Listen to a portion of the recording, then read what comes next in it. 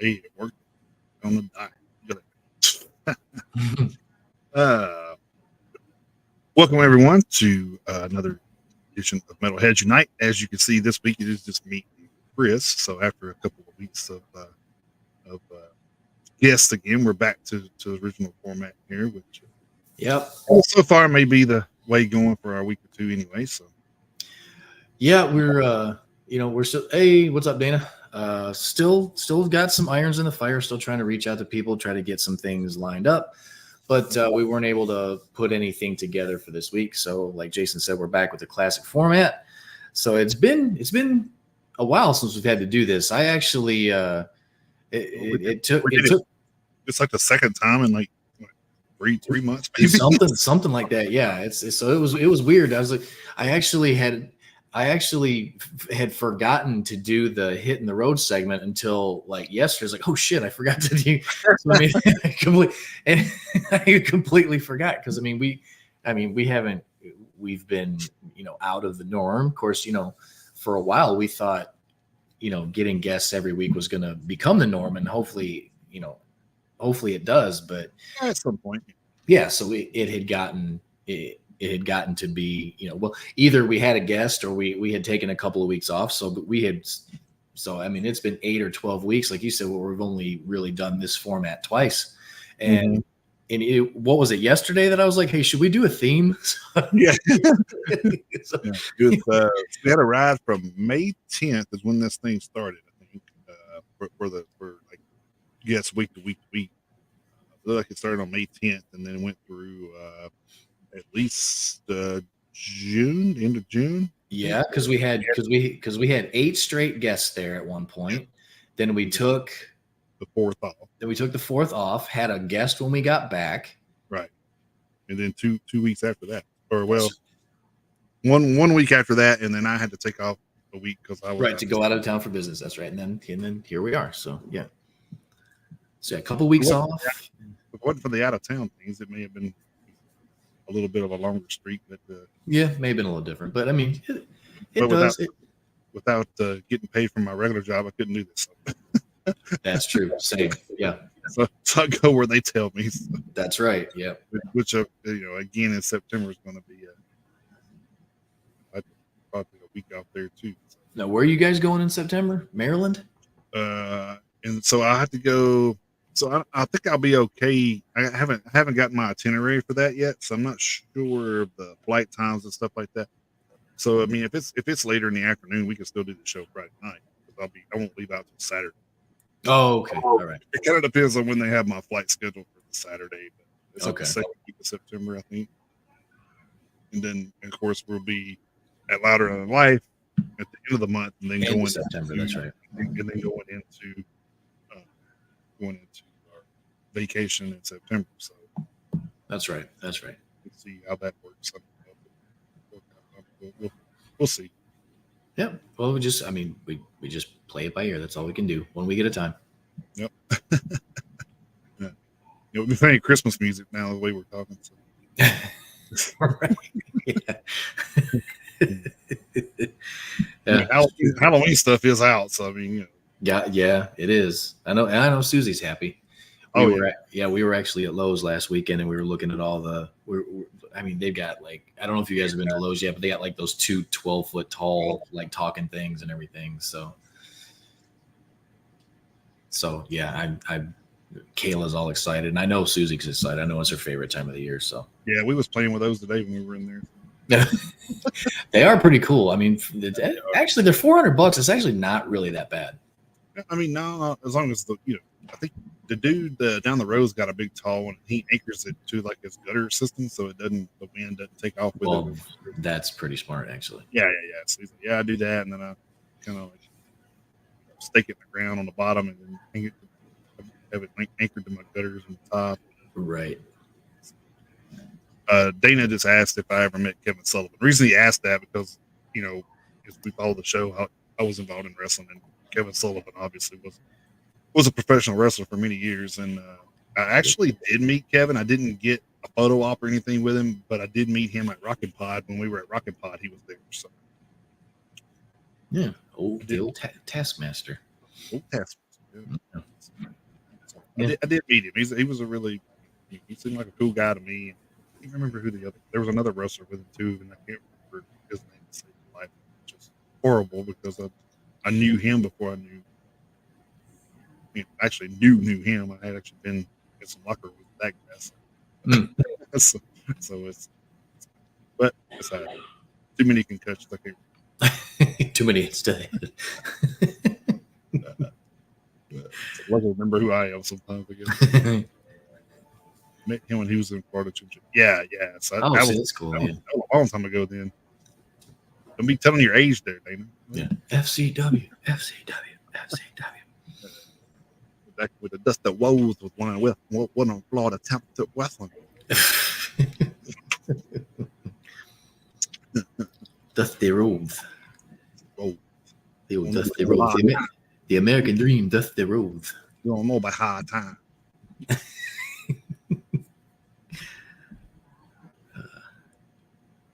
Good old days.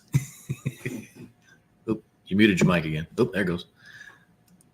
I don't know what's going on with that. That's weird. I keep saying I unplugged it, and I'm like, no, I didn't. What's going on with this thing? Got a loose connection. Well, that sucks because it's a brand new thing, man. Like, Oh shit. Oh well.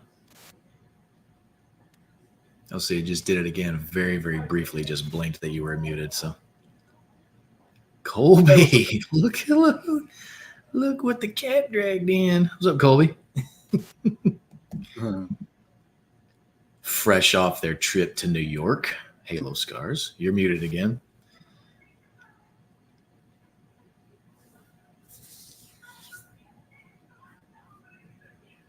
Yeah, you got something going on there, Jason. You're showing muted again. That's weird.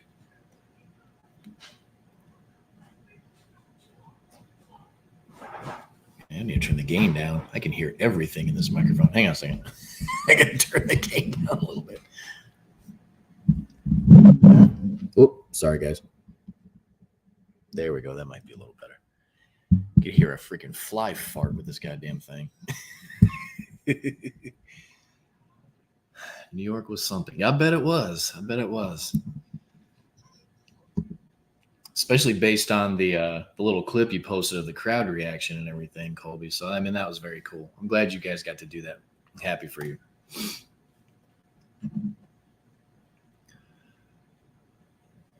So, yep, Jason's got some audio difficulties. Oh, there he goes. Hey, he's back. It's weird. I don't know. What the hell's doing? Yeah.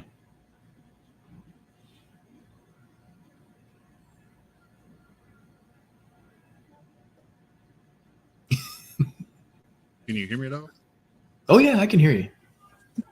Great. Yeah, I hear you. Welcome back to Metalheads Unite without technical difficulties. Right. It wouldn't be this podcast without something not working. City of Syracuse, however you. Now we lost him. Now we lost him forever. Well, Colby, the next time you guys are on the show, you guys can tell us all about it. So we'll have to set that up. We'll have to set that up relatively soon, so you guys can come on and tell us all about it. So that'll be fun. Well, I'm not exactly sure where Jason went or how soon he's gonna be. I'm sure it won't be long. And he's got the birthdays. The only one that I know of right off the top of my head was Bruce Dickinson from this past week. So I know Jason's got some more, and he'll be back. I know he'll be back shortly. So what I will do is a lot of cool stuff to be announced. Hell yeah, that's great news. He went on a beer. He might have. I mean, shitty timing for it. He's had all day. But all right. So what we're going to do, I'll wait for him to get back. I'll just get this out of the way. Over at metalinjection.net, unfortunately, we have a passing to pass along. Dave Sweetapple has sadly passed away at 58 years old. Sweetapple was best known as the bassist for the band Witch, but also played in the band Eerie, as well as his own project, Sweet Apple. Tributes have been pouring in for Sweet Apple, such as this touching one from the folks over at Roadburn. Quote, Dave Sweet Apple left an indelible mark on the lives of many, many people and will be sorely missed. Not only was he a talented musician himself, but he also nurtured creativity in others as a mentor, facilitator, and guide. His companionable manner and effervescent mischievousness marked him out as a one-off. He was a confidant, a supreme storyteller, a collaborator, and most of all, a friend to us. Thank you for the good times, Dave. We couldn't forget you if we tried, end quote. We extend our condolences to Sweet Apple's friends and family at this time. That was from Metal Injection, that last line, but we also want to pass along our condolences as well from the Metalheads Unite podcast. I did do a little bit of looking into this, and from what I can find out, and I just saw this story earlier today, so I haven't been able to nail anything down concrete, but I did see something at another website, and I can't remember which one it was because I looked in a few different places. But apparently he just died in his sleep. So fortunately, that's how I want to go out, in my sleep. So, don't know what any of the underlying causes were. One of the embedded posts in that article that I just read was from, hang on a second, let me look at it. There's a whole bunch of different, let's see, from John Brandon. I don't know who that is. Took this pic 5 days ago and he was totally fine. So, I mean, it can sneak up on you, of course. So, like I say, not exactly sure what happened to Dave, but gone at 58. So our thoughts and condolences to the friends and family. Hey, how am I doing now? Good? Back? Yep, we can hear you. Okay, cool. If you can turn your volume up just a touch, but I can hear you. You're going to ask me to do that on a new thing. I don't know which one. What about now? Yeah, that's better. Okay. Yep, that's better. Cool. All right, now that I guess I'm back. So. Yep, you are. I think it's the shortage in the headphone jack. I got to get another one. You still got it plugged into that adapter thing? I have to, yeah, because it doesn't have a for the plug into this thing's too big. Right. Or the jack's too big for the input. Right. Yeah. And adapt down. So. Yep. I think it's. Oh, man.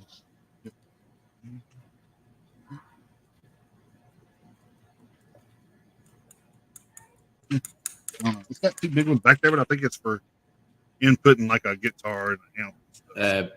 You're probably right. Yeah, I don't want to do that and then blow my ears. No, I wouldn't recommend that. Yeah. So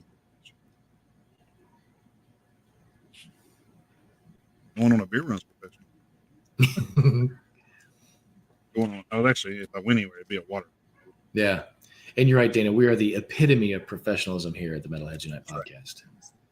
It was always holding it down. Think about changing the name of the podcast to Technical Difficulties. The Technical Difficulties podcast. Yeah. maybe we'll trick the universe. So like if we did that, maybe it would trick the universe into everything running right all the time. Yeah, there you go. It's like the guys on what's that movie? So the Zohan movie where they was like going out of business. That's the name of the movie. It's Sony Guts. Yeah, that's right. It's Sony Guts. Always funny. So I know you already covered a story, but I kind of wanted to start off before I had all these difficulties. I did a video on the group page, and I kind of wanted to. Nobody I commented on it, but I guess Dana's in here. He can give his 2 cents on this section. If nobody has followed, Carla Harvey with the Butcher Babies has left the band. Yep. Which leaves just Heidi doing the vocals there. So my question was, do you think they go out and find a different singer to coexist with Heidi, or just going to go out on their own, just keeping Heidi as a solo vocalist and just changing up the way they record and stuff, maybe? I don't know. Kind of I think it was a valid question. Yeah. I don't exactly know where that's going to go because not to jump ahead too far, but they do have a tour Mm-hmm. coming up, and from what I understand, it in the short term it's just going to be Carlos. I mean, I don't know if that's how it's going to be from now on. I guess it, huh? It's going to be Heidi. Heidi, sorry. Yeah, that's what I meant.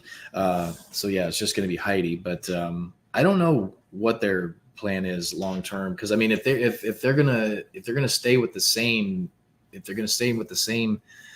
style of vocals, I don't really see how Heidi could just do that herself. So I really don't know what they would do. I mean, it'll be interesting to see what happens with the tour coming up. So maybe keep an eye out for some clips of the performance to see how they pull that off. Hopefully, they don't do like Carla's parts with like backing tracks or something. But I don't know how they would pull it off because there's a lot of stuff. There's a lot of stuff that where because obviously they took turns singing, but some of their like one of them would be singing and the other one would like literally almost kind of go right into the next line. So I mean, so I don't know how they pull that off without doing Carla's parts with backing tracks. So I don't know. I mean, that's that'd be kind of interesting too. I was trying to think of like maybe if there was some available vocalists out there they could try to even pull in, but I know Carla does most of the cleans when they do the cleans, so or maybe they go back and forth. Yeah, I think. I mean, Heidi's done cleans on the December song. I mean, you've listened to more Butcher Baby stuff than I have. So as far as aloha, Amy, thank you for the well wishes. Hope you have a good night. If you can't stay long. But as far as I knew, they kind of like took turns so that they could both do both. So Dana just asked, who we would think would be a good replacement, and I don't really know because I mean anybody that I can think of like right off the top of my head, they're already in a band. I thought about this, so hear me out. As we know, the Agonist is not a band anymore. So I mean, Ricky Sarakis. She could, yeah, she could. I think that would be a good fit. Yeah, she could because, like I was saying, everybody else that I thought that thing that popped into my mind whenever this happened, I was like, "Ooh, if they replace her, I wonder if they could like seek her out since she's not really front." Yeah, because like any of the other female vocalists I thought of are already like doing stuff in their own bands, like like Lena Scissorhands. I mean, she could probably do it, but she's got two things going on. Right. And then obviously, the other two that I could think of just right off the top of my head, just thinking about are Tatiana from Ginger, and she's pretty well set going over there. And then Alyssa White is deeply entrenched in Arch Enemy. So, but Vicky could definitely, I think she could step in. So your daughter can do gutturals. There you go. I mean, yeah. There you go. Have her send in a tape. Hell, it can't hurt. You miss 100% of the shots you don't take, so you never know. But yeah, it'll be interesting to see. It'll be interesting to see what happens with that because I don't know. I miss 98 ones that do take. Hey, 2% is better than 0, though. So I mean, that's the thing.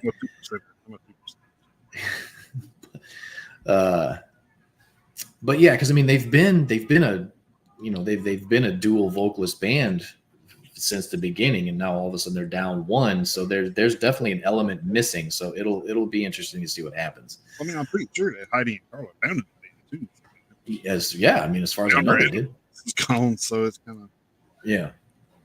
So I don't know. It's gonna be interesting to see where they kind of. I could do gutters, but the audio gets lost or something. Is that a shot at us from not having that fucking concert fixed yet? If it is, that's hilarious. But I promise you, we're still working on it. I still have the entire concert. We're just trying to work that out. So, The other thing I want to talk about. You know what, Dana? That's your fault because you knew what you were asking to come out there to your show with you guys. I would say there probably is some culpability on his part, actually. Yeah, but since we've had guests the last couple weeks, and I don't know how far into the Olympic Games we are.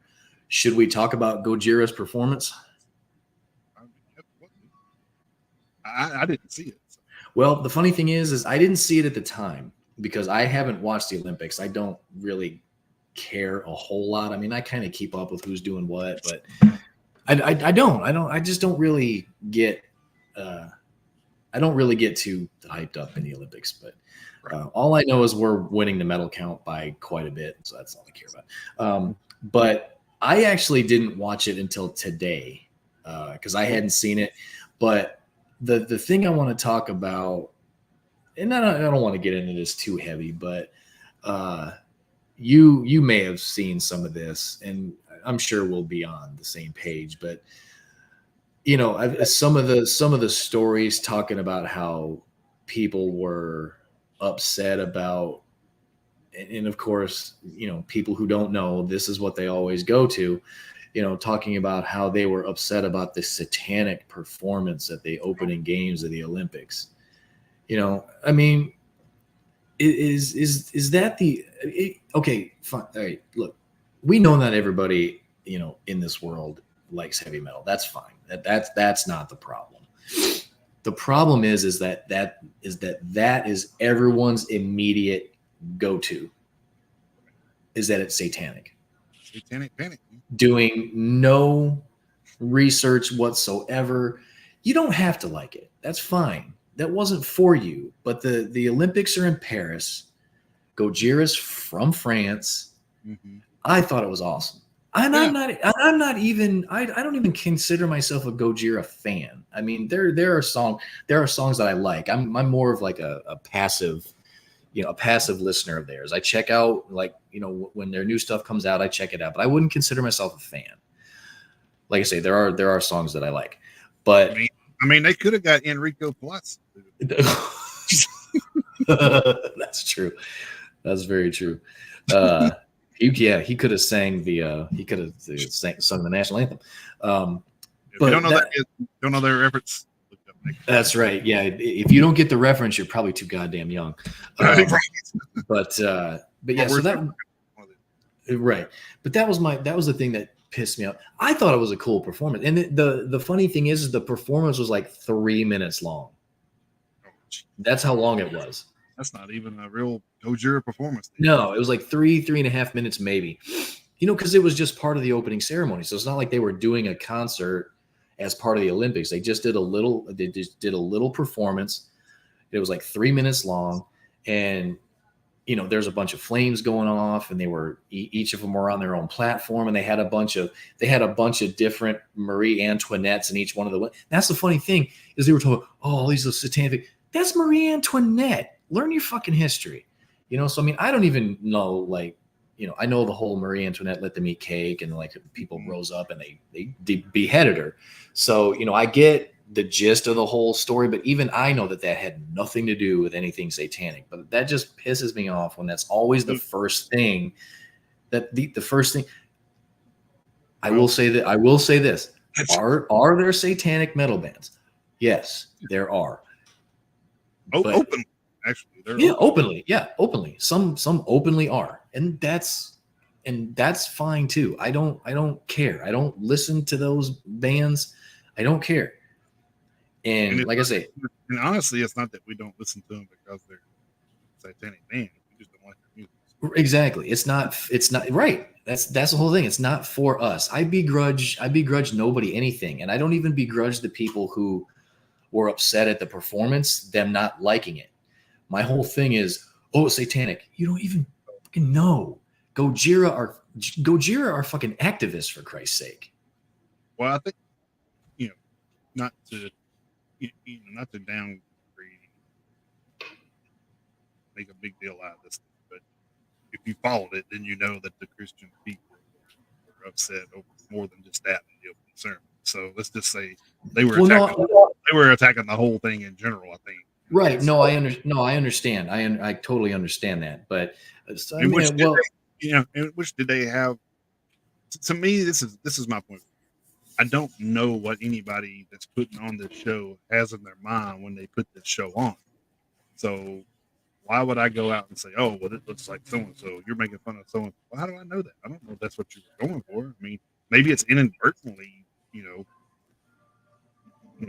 making fun of something that you think it's making fun of, or whatever. So, you know, this is the thing. People, look. I'm gonna tell you a simple thing, real simple. When you don't like something on TV, you know what you can do? yeah, change the channel. Change the fucking channel. Yep, change the channel. Yeah, But but what? The ratings hurt them worse than anything. So, yep, they absolutely do. The ratings hurt because if the ratings go down, the advertising dollars go away, and all that shit. I will say this though, on the flip side, because like you were saying, you don't know what like was in their mind, and that's true and everything. But at the same time, like I agree with you. I agree with you. But at the same time, you gotta kind of take a step back and be like, how is this going to look? That's my only thing. Is like, how is this going to look? because I know they had to practice it. So I mean, they had right. Yeah. Like, man, this might look a little. This might piss some people off. Yeah.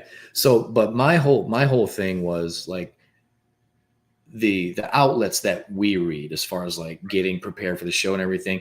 Whenever I was just basically cherry picking just the heavy metal performance aspect of it. But I mean, as far as the performance as a whole, yeah, a lot of people were pissed off about it. Well, I mean, I was just saying, like, it kind of goes in with what you were saying, though, because they were already engaged in hating the opening ceremony from one aspect already. Yeah. So it was just easy enough for them to be like, oh, well, they also had satanic bands on there. Right. That is true. That's true. But it's just I mean, just being the immediate go-to. It's like they just so this is the thing. They just hear it without like they'll just hear the intro to a song and like the lyrics not even being sung yet, and they'll just go to they'll just clutch their pearls and everything else. It's just like, just get over yourself, so.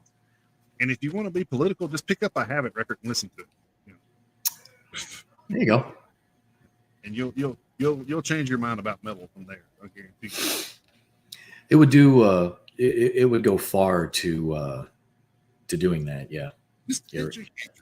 Yeah, that's the thing. I mean, that's all you have to do. You can look up Gojira and do it. I mean, these guys bought land in the Amazon just so they could save part of the rainforest. Yep. I mean, Lamb of God's done that. Mm-hmm.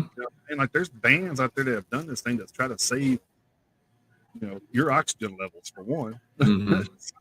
so, yeah, and the entire world's ecosystem. Yeah. Yeah, maybe you want to be a little bit more creative. Yeah, but yeah, I mean, because you could definitely redirect that angst towards a lot of other bands. Don't get me wrong. Like I say, I'm not sitting here saying there aren't satanic bands. There absolutely are. I'm not trying to be like, we're not stupid. We know that it's out there. We know that there's satanic imagery out there. You know what the bad part of this is if it would have been an all-girl band up there shaking their ass half naked, nobody would have said shit. Probably not. Yeah. Nobody would have said it down. No, just up there twerking and saying, "Hey, girl power, look at my butthole." So I mean, yeah, exactly. That's exactly the way we make sense. Exactly. Yeah. Exactly. Probably the most famous French metal band as far as that goes. Probably. And good for them. Like I say, I don't even really consider myself a Gojira fan, but good for them. I thought it was awesome. And I thought it was great. It was great for the genre as a whole. It was. Yeah, now if the Super Bowl just could get their shit in gear. Yeah, was you the one that posted that in there when they did that? Was take note? Yeah, I did. It was me. It was me. I was like, pay attention. Did I say pay attention or wake up? I think I can't remember, but you said take notes or something. Something like that. But yeah, I took a definitely shot at the Super Bowl. Oh, I didn't realize they were. Good show at 111. I bet they did. Man, I tell you what, like Gojira, this is crazy because I think I said this before on the show, but when we went to Blue Ridge last time we were there. I listened to music all day. But Gojira hit the stage, and I think they were the two more bands after them on that stage. So they were not the last band. They were pretty close. So they were like, I think they hit it like six or seven is when they were on stage. I think. So I had been there all day since like 11. So when they hit the stage, dude, it's like the first time I actually had to put earplugs in my ears at an outdoor show. It was fucking loud, dude. Like, I mean, Yeah. it was just like, Jesus Christ, dude. Yeah. And I'm sure it's just the tone of their guitars and stuff like that. Which, Probably. Lamb of God does that to me too. When they, Yep.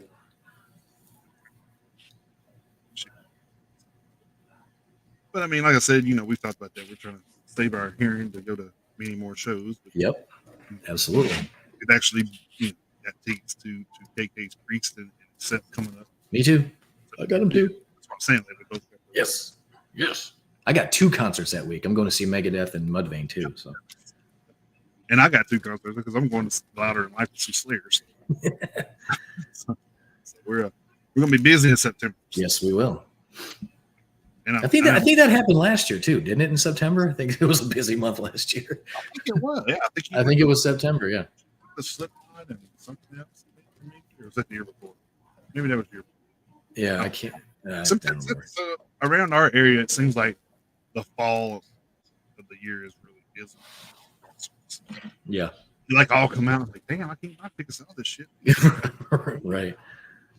Wish I could, but yeah. But it's like and I kind of want to just let you know, the next one I'm buying is probably going to be Wasp, since Death Angel opened. It's going to be Death Angel, Wasp, and Primus. Oh yeah. I think that's November. I think. I don't remember it off the top of my head. I'd have to look. So that's definitely one. Definitely one I want to check out. I'm trying. Like, my thing is, I want to catch a lot of these bands from the '80s because you don't know how much longer they're going to be doing. Mm-hmm. And Blackie's recovering from back surgery already, so. And Wasp is one of those bands I've gotten to see. So, mm-hmm. When you're a teenager, you don't have much money. Right. You're sinking it into a piece of shit car to get to your job after school. So. Yep. You absolutely are. We all did it. Yep, everybody did. All right, I guess we can sway back into the swing of things here and shout out a few birthdays here. Yep. 3rd through the 9th. August 3rd, I've got Martin Atkins, drummer for 9 Inch Nails. Papa Hep, James Hetfield, vocalist, guitar. Stephen Carpenter, guitar for Deftones. Brennan Shahadi, vocalist for Bleeding Fruit. And before I go too far, this is like a who's who list of fucking birthdays this week, man. I'm sitting there writing this stuff down, going, Jesus Christ! Like, all these like great musicians were born around the same, not the same year, but in the same month. Right. It's pretty wild to see all that talent born in the same month. Yeah. August 4th, I had Robin Crosby, guitarist for Rat, and of course passed away in 2002. Max Cavalera, guitarist and singer for Pick Band. Cavalera, Conspiracy, Killer Be Killed, Soulfly. There's probably 3 or 4 more in there you could probably put in there. Probably. Man of many bands. August the 5th, we had Eddie Fingers Ojeda, guitarist and songwriter for Twisted Sister Scarecrow, which reminded me, I think Scarecrow also Jason Masters. I was wondering why he kept saying, doing that every time Eddie walked by the podcast. And we were just like, oh, I didn't realize they were in a band together. Pat Smear, guitarist for Foo Fighters and Widow, which we probably would never have a Green Widow album, but I'm throwing it in there anyway. If you're not familiar with that, Foo Fighters did do a Death Note record. Yes, they did. And it was actually good. Christian Oldbeers, bassist and songwriter for Fear Factory. There was because it's Finnish. Mika Kopinen, the cellist.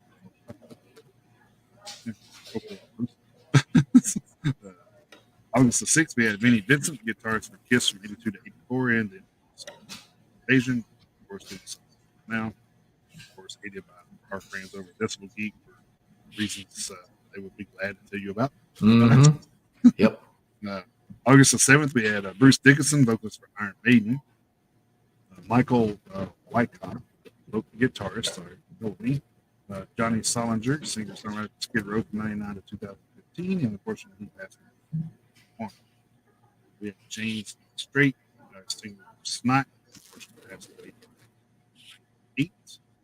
Pretty sure that was the inspiration for 7 that says Angel Sons. Okay.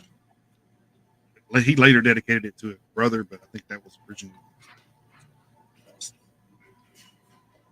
Next, we had Gall, vocalist Gorgon.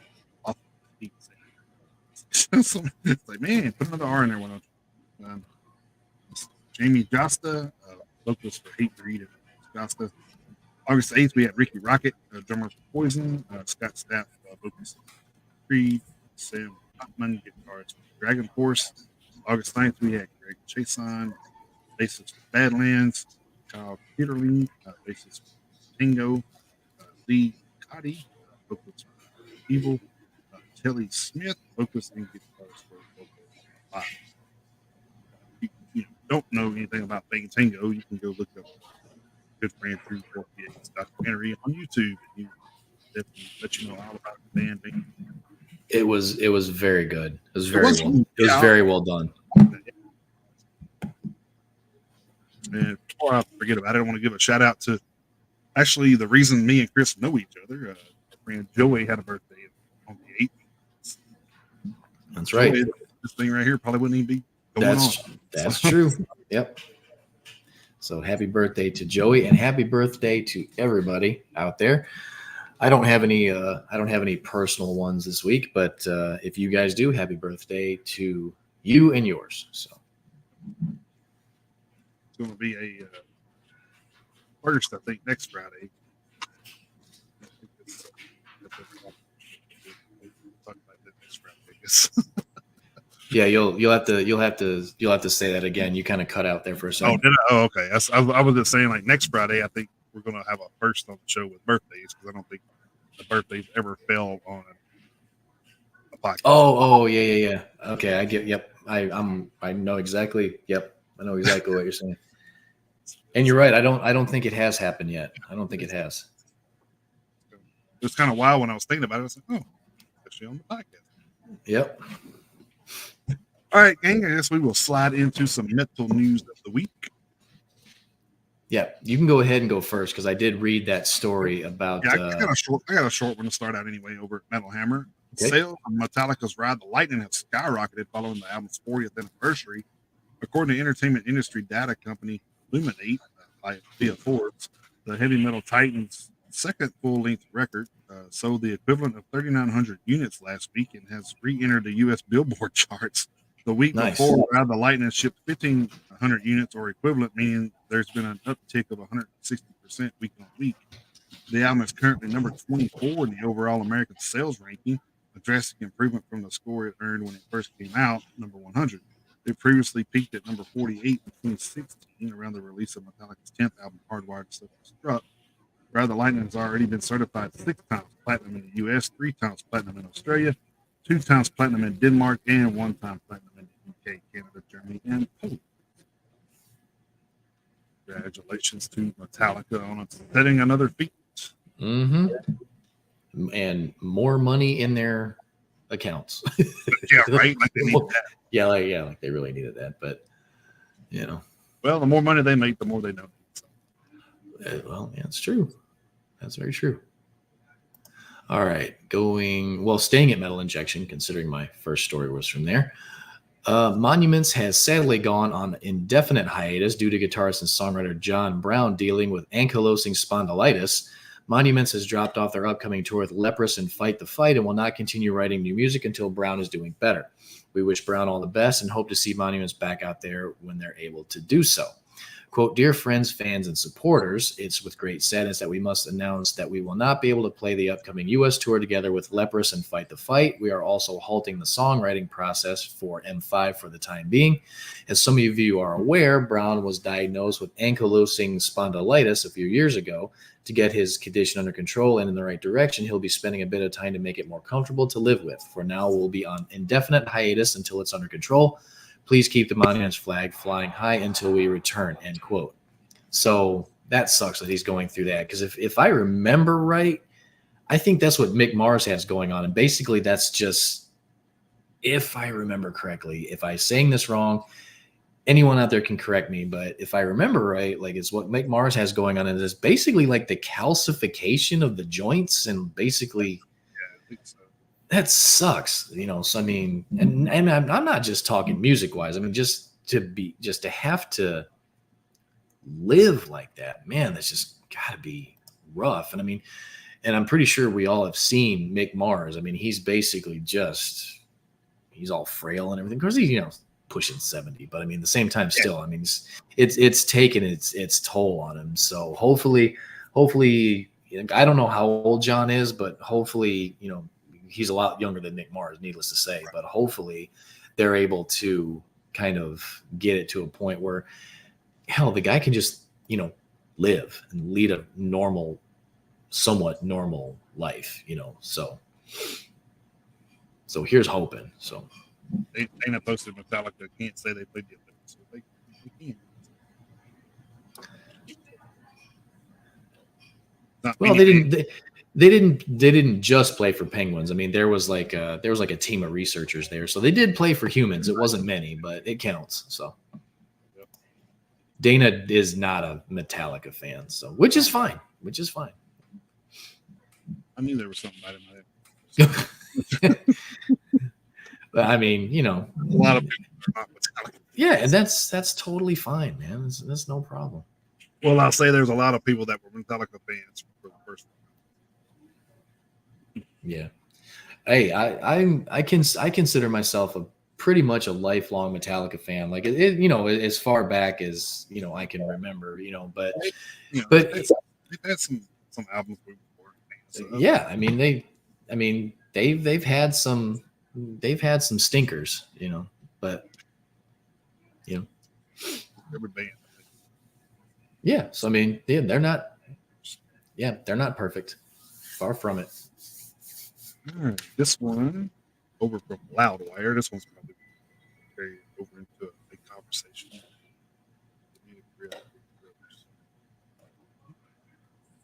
Who did? Yeah, I mean, they've done their fair share of covers. I don't know if they've made a career out of it, but I mean, they have done their fair share, no doubt about it. Yeah, but I mean, without Metallica doing.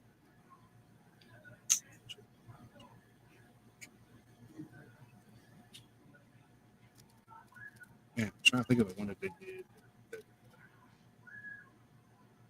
It'll come. Yeah. Over from Loudwire, the MTV Video Music Award nominations for 2024 have been revealed, and they are largely lacking in the representation of modern rock and metal acts. When the nominees were announced Tuesday, August 6th, it was probably no surprise to see pop icons such as Taylor Swift leading the way with 10 nominations, and artists such as Post Malone, Ariana Grande, Eminem, and Sabrina Carpenter serving as her biggest challengers. But what was surprising was how little many of today's most prominent rock and metal acts were represented, even in the categories assigned for rock.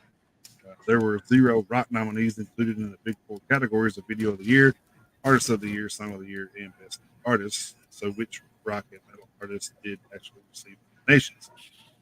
Who got nominated in the MTV VMA Rock categories? The nominees for MTV's Best Rock VMA read like a list of elder statesmen with all the acts having been around since the early 2000s. They include Bon Jovi for Legendary, Coldplay for Feels Like I'm Falling in Love, Green Day for Dilemma, Kings of Leon for Mustang, Lenny Kravitz for Human, and U2 for Atomic City. The other rock-centric category was Best Alternative, where Benson Boone's Beautiful Things, Bleacher's Tiny Moves, Osher's Too Sweet, Imagine Dragons' Eyes Closed, Linkin Park's Friendly Fire, and Teddy Swims Lose Control at least had a little closer tie to what has been faring well on long-term radio. Those were actually they mentioned. So outside those two categories, it's pretty bleak for rock fans. Coldplay got a Video for Good nomination, and Bleachers received Best Direction and Best Choreography nominations. Meanwhile, The Warning's Automatic Sun, which was featured on the network in July, is up for MTV Push. So, needless to say, I've heard of some of those bands, but still kind of like, really, that's all. That's it's pitiful, but I mean, at this point in 2024, you have to just consider the source. They gave up on, they gave up on our kind of music years and years and years ago. And it's not for nothing, I don't even consider Coldplay rock. That's bullshit. I don't even consider them rock. But MTV is just useless. I mean, there's really nothing else really you can say about MTV at this point. I mean, they I don't even see how they're still the operating network at this point. Yeah. You don't. How are you like nominating videos and stuff that you don't even play? Yeah, really? Yeah. You don't even play music. What are you talking about? Yeah. Yeah, it's pretty bad, but I'm not even surprised anymore. Dana was talking about it. Yeah, I'm not even surprised. Damon was talking about this. The Am I Evil song was the one I was thinking of. I mean, without Metallica doing it, would anybody really remember Diamond Head doing it? Arguable. And For Whom the Bell Tolls was a cover? No, I didn't know that. Of what? Am I Evil, Whiplash, Bread Fan, So What? Yeah. I don't know. Was Whiplash one too? I didn't know Whiplash was. I didn't know Whiplash was a cover. For who originally did Whiplash and who originally did For Whom the Bell Tolls? Like I say, I'm not trying to argue that Metallica hasn't done a ton of covers. I mean, hell, they did an entire covers album, but they did an entire, all those songs were on that album. So yeah, so this stand by. All right, well, I'm not going anywhere. Hey, we'll learn something. Yeah, we might learn something. And that's fine. I never claimed to know it all. Yeah, far from it. All right, staying over at Metal Injection. This one, we touched on this. I think the last time we did the classic format, I think we touched on this, but this one's far from over. Ticket holders for the ill-fated Capulet Festival have filed a class action lawsuit against Capulet Festival promoter Esteban Vega and his company Capulet Entertainment. The lawsuit was filed on July 22nd in the United States District Court for the District of Connecticut and accuses the aforementioned parties of breach of contract, negligence, negligent misrepresentation, and more. The entire lawsuit can be seen here, hyperlink, of course. Oren Faircloth, the attorney representing the ticket holders for Capulet Festival, commented to Lambgoat, quote, "We believe Capulet Entertainment should be held accountable for its alleged misrepresentations and mishandling of Capulet Fest 2024. In our complaint, we are seeking not only financial restitution for the affected attendees, but also injunctive relief and punitive damages to enforce transparency and fairness in future event promotions and to ensure that this type of occurrence is not repeated," end quote. As a recap for those unaware, the issues with Capulet Fest all started when the festival switched its venue from the Thompson Speedway in Thompson, Connecticut, which has a capacity of 13,000 people, to the Webster in Hartford, Connecticut, which houses a significantly smaller 1,200 people and is over 50 miles away from the original location the night before things kicked off. At that point, 20 bands had dropped off the festival, including Nothing More, Census Failed, 10 Years and More. Then it got worse. Capulet Festival got shut down midway through the band live Kills set on the second of 3 proposed days. When security came in and made everyone leave due to festival organizers allegedly not paying the rent. That'll happen. Look, it's so bad that Connecticut Attorney General William Tong is currently investigating Vega and his company. Quote, "Nothing makes me more angry than seeing people in our state getting ripped off," said Tong. "I'm afraid that's what happened with the Capulet Music Festival. What we know is that people were told and promised that they would get a 3-day music festival at the Thompson Motor Speedway, that it'll be an outdoor festival, that there would be food trucks, that there would be band after band, including these headline bands. Damn cat. Hold on. Hang on.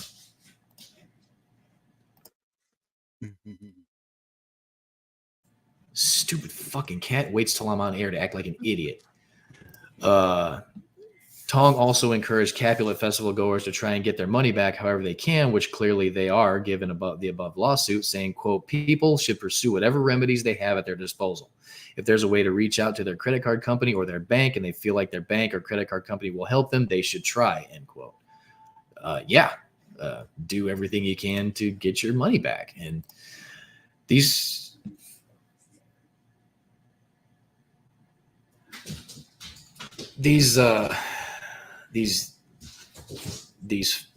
festivals better get their shit together, because I mean, Blue Ridge may or may not ever happen again. And this Capulet Fest, we may have seen the end of that. So I don't know. I mean, these especially these festivals in the US. So you know, they better get their shit in gear.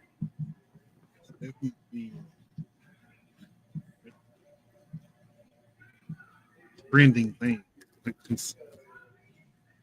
least the last couple of years. These festivals.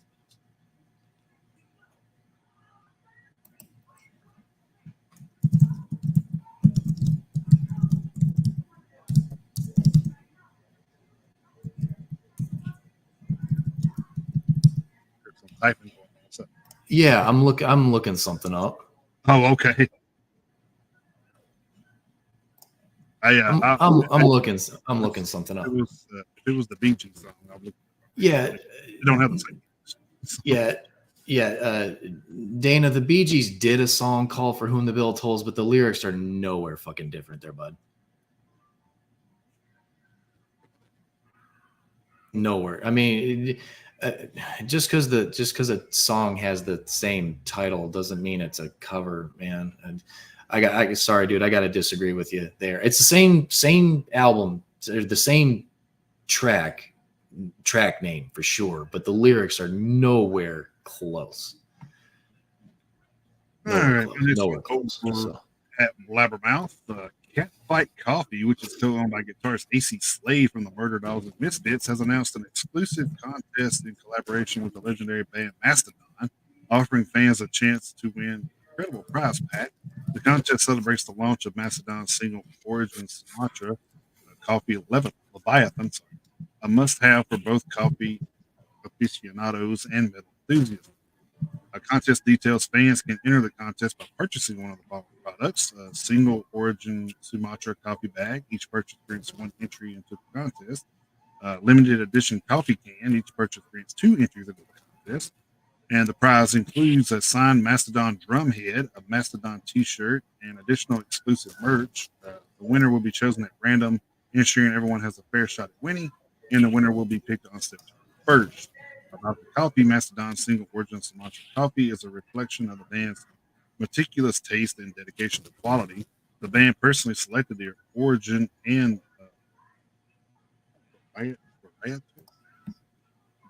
resulting in a coffee that embodies their unique spirit.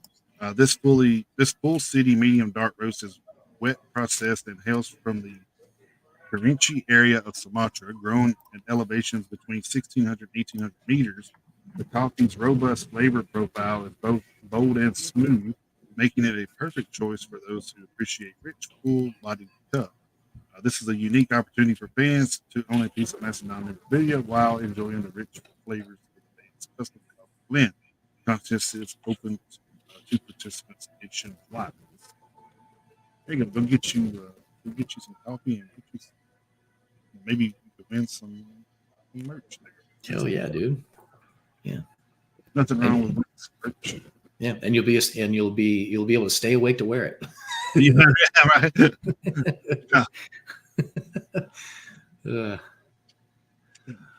Yeah. All right. One more over at Metal Injection. It all started when the German publication Spiegel published a report on June 10th, 2023, titled Twilight of the Gods or Sex, Power, Alcohol with the Young Women from Row Zero report, if you read it online. The report detailed allegations against Rammstein vocalist Till Lindemann and the band's alleged Row Zero after-parties where various sexual misdeeds are said to have occurred. Lindman's legal team at Schertz Bergman successfully prevented Spiegel from publishing any further stories on allegations against Lindman later that same year. According to Schertz Bergman at the time, the Hamburg Regional Court stated, quote, that there is a lack of the necessary minimum evidence for this serious suspicion, end quote, and that these stories led to a false sense of Lindman being guilty. German prosecutors would later drop their investigation against Lindman a few months later. Rammstein recently issued a statement thanking fans for attending their recent tour dates, noting in part they've been, quote, actively dealing with the allegations made against the band since last summer. We take this debate seriously, even if much of it is baseless and grossly exaggerated. It is an internal process that will accompany us for a long time. Each of us does it in our own way and deals with it differently, end quote. Now, Schertz Bergman has issued a new press release stating that Lindman will file a criminal complaint with Hamburg Public Prosecutor's Office against Spiegel executives for allegedly falsifying documents. The press release argues that 2 affidavits provided by Spiegel during recent court proceedings were, quote, not actually rendered as submitted, end quote, and is seeking clarification on the issue. Quote, under the headings Gotterdammerung and Sex Macht Alkohol, was die Jungen, I'm not going to read all that. I can't read in German. Spiegel reported on allegations of various women against Till Lindemann, wrote Simon Bergman of Schertz Bergman. With the judgment handed down in the appeal proceedings on 19 July 2024, the Hanseatic Higher Regional Court confirmed Hamburg Regional Court's interim injunction on the core allegations issued on 14 July 23. Accordingly, Spiegel is still prohibited from arousing the suspicion that Till Lindemann drugged women or had them drugged at Rammstein concerts with KO drops or drugs in order to enable him to perform sexual acts on the women. Okay, this is getting a little bit of TLDR. Okay. Insofar as how it has been established that 2 affidavits were not actually rendered as submitted, this is a matter that must be clarified by the criminal prosecution authorities. Our client will therefore file a criminal complaint with Hamburg Public Prosecutor's Office against Spiegel executives for falsification of documents and attempted trial fraud. There's 3 or 4 legalese paragraphs that I left off. So if you want to dive into the minutia of those, you can go over to metalinjection.net and you can find those there. But some of it was in German. A lot of it was just a bunch of, legal speak, but not going to get into all that shit. So somebody, J Unit Stunt 666 says, "What's your shirt?" So. Yeah. Thank you, Jay. And by the way, thank you for joining us. We appreciate it very, very much. Please give us a follow. I do have other Iron Maiden shirts. I do like this one. This is actually my latest addition to the collection. So, but I appreciate that very much. This is my last one over from Metal Injection. Machine Head has announced a collection of rarities dubbed Diamonds in the Rough 92 to 93 to celebrate 30 years of their debut album. Diamonds in the Rough 92 to 93 features a newly mastered version of Machine Head's 1993 demo cassette, as well as never before released 4-track cassette rehearsal demo and original drummer Tony Costanza painstakingly remixed from the original 4-track cassette bonus bounces. Diamonds in the Rough 92 to 93 is available right here, only right now.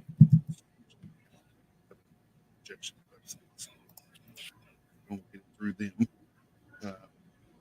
And is as an ultra deluxe limited edition blood and gray splatter colorway pressed heavyweight 180 gram double vinyl featuring premium gold foil Machine Head diamond logo, and on the front gatefold a massive 16-page 12 by 12 inch booklet featuring unreleased photos and live shots from the era out of the band members' personal stash, liner notes by Rob Flynn, and black paper slips around the bottom itself. Needless to say, I've already looked into that. So. I had a feeling. We'll see. It's I can't even remember what the price of it It wasn't cheap. Oh, I'm sure it wasn't. I want to say it was in the $70 RAM, I think, maybe. Oh shit! Well, actually, I would have thought it would have been higher than that. So it's actually not too bad. If it's anything below like three figures, I figure that's probably not awful. So I'll try to see if I can find this.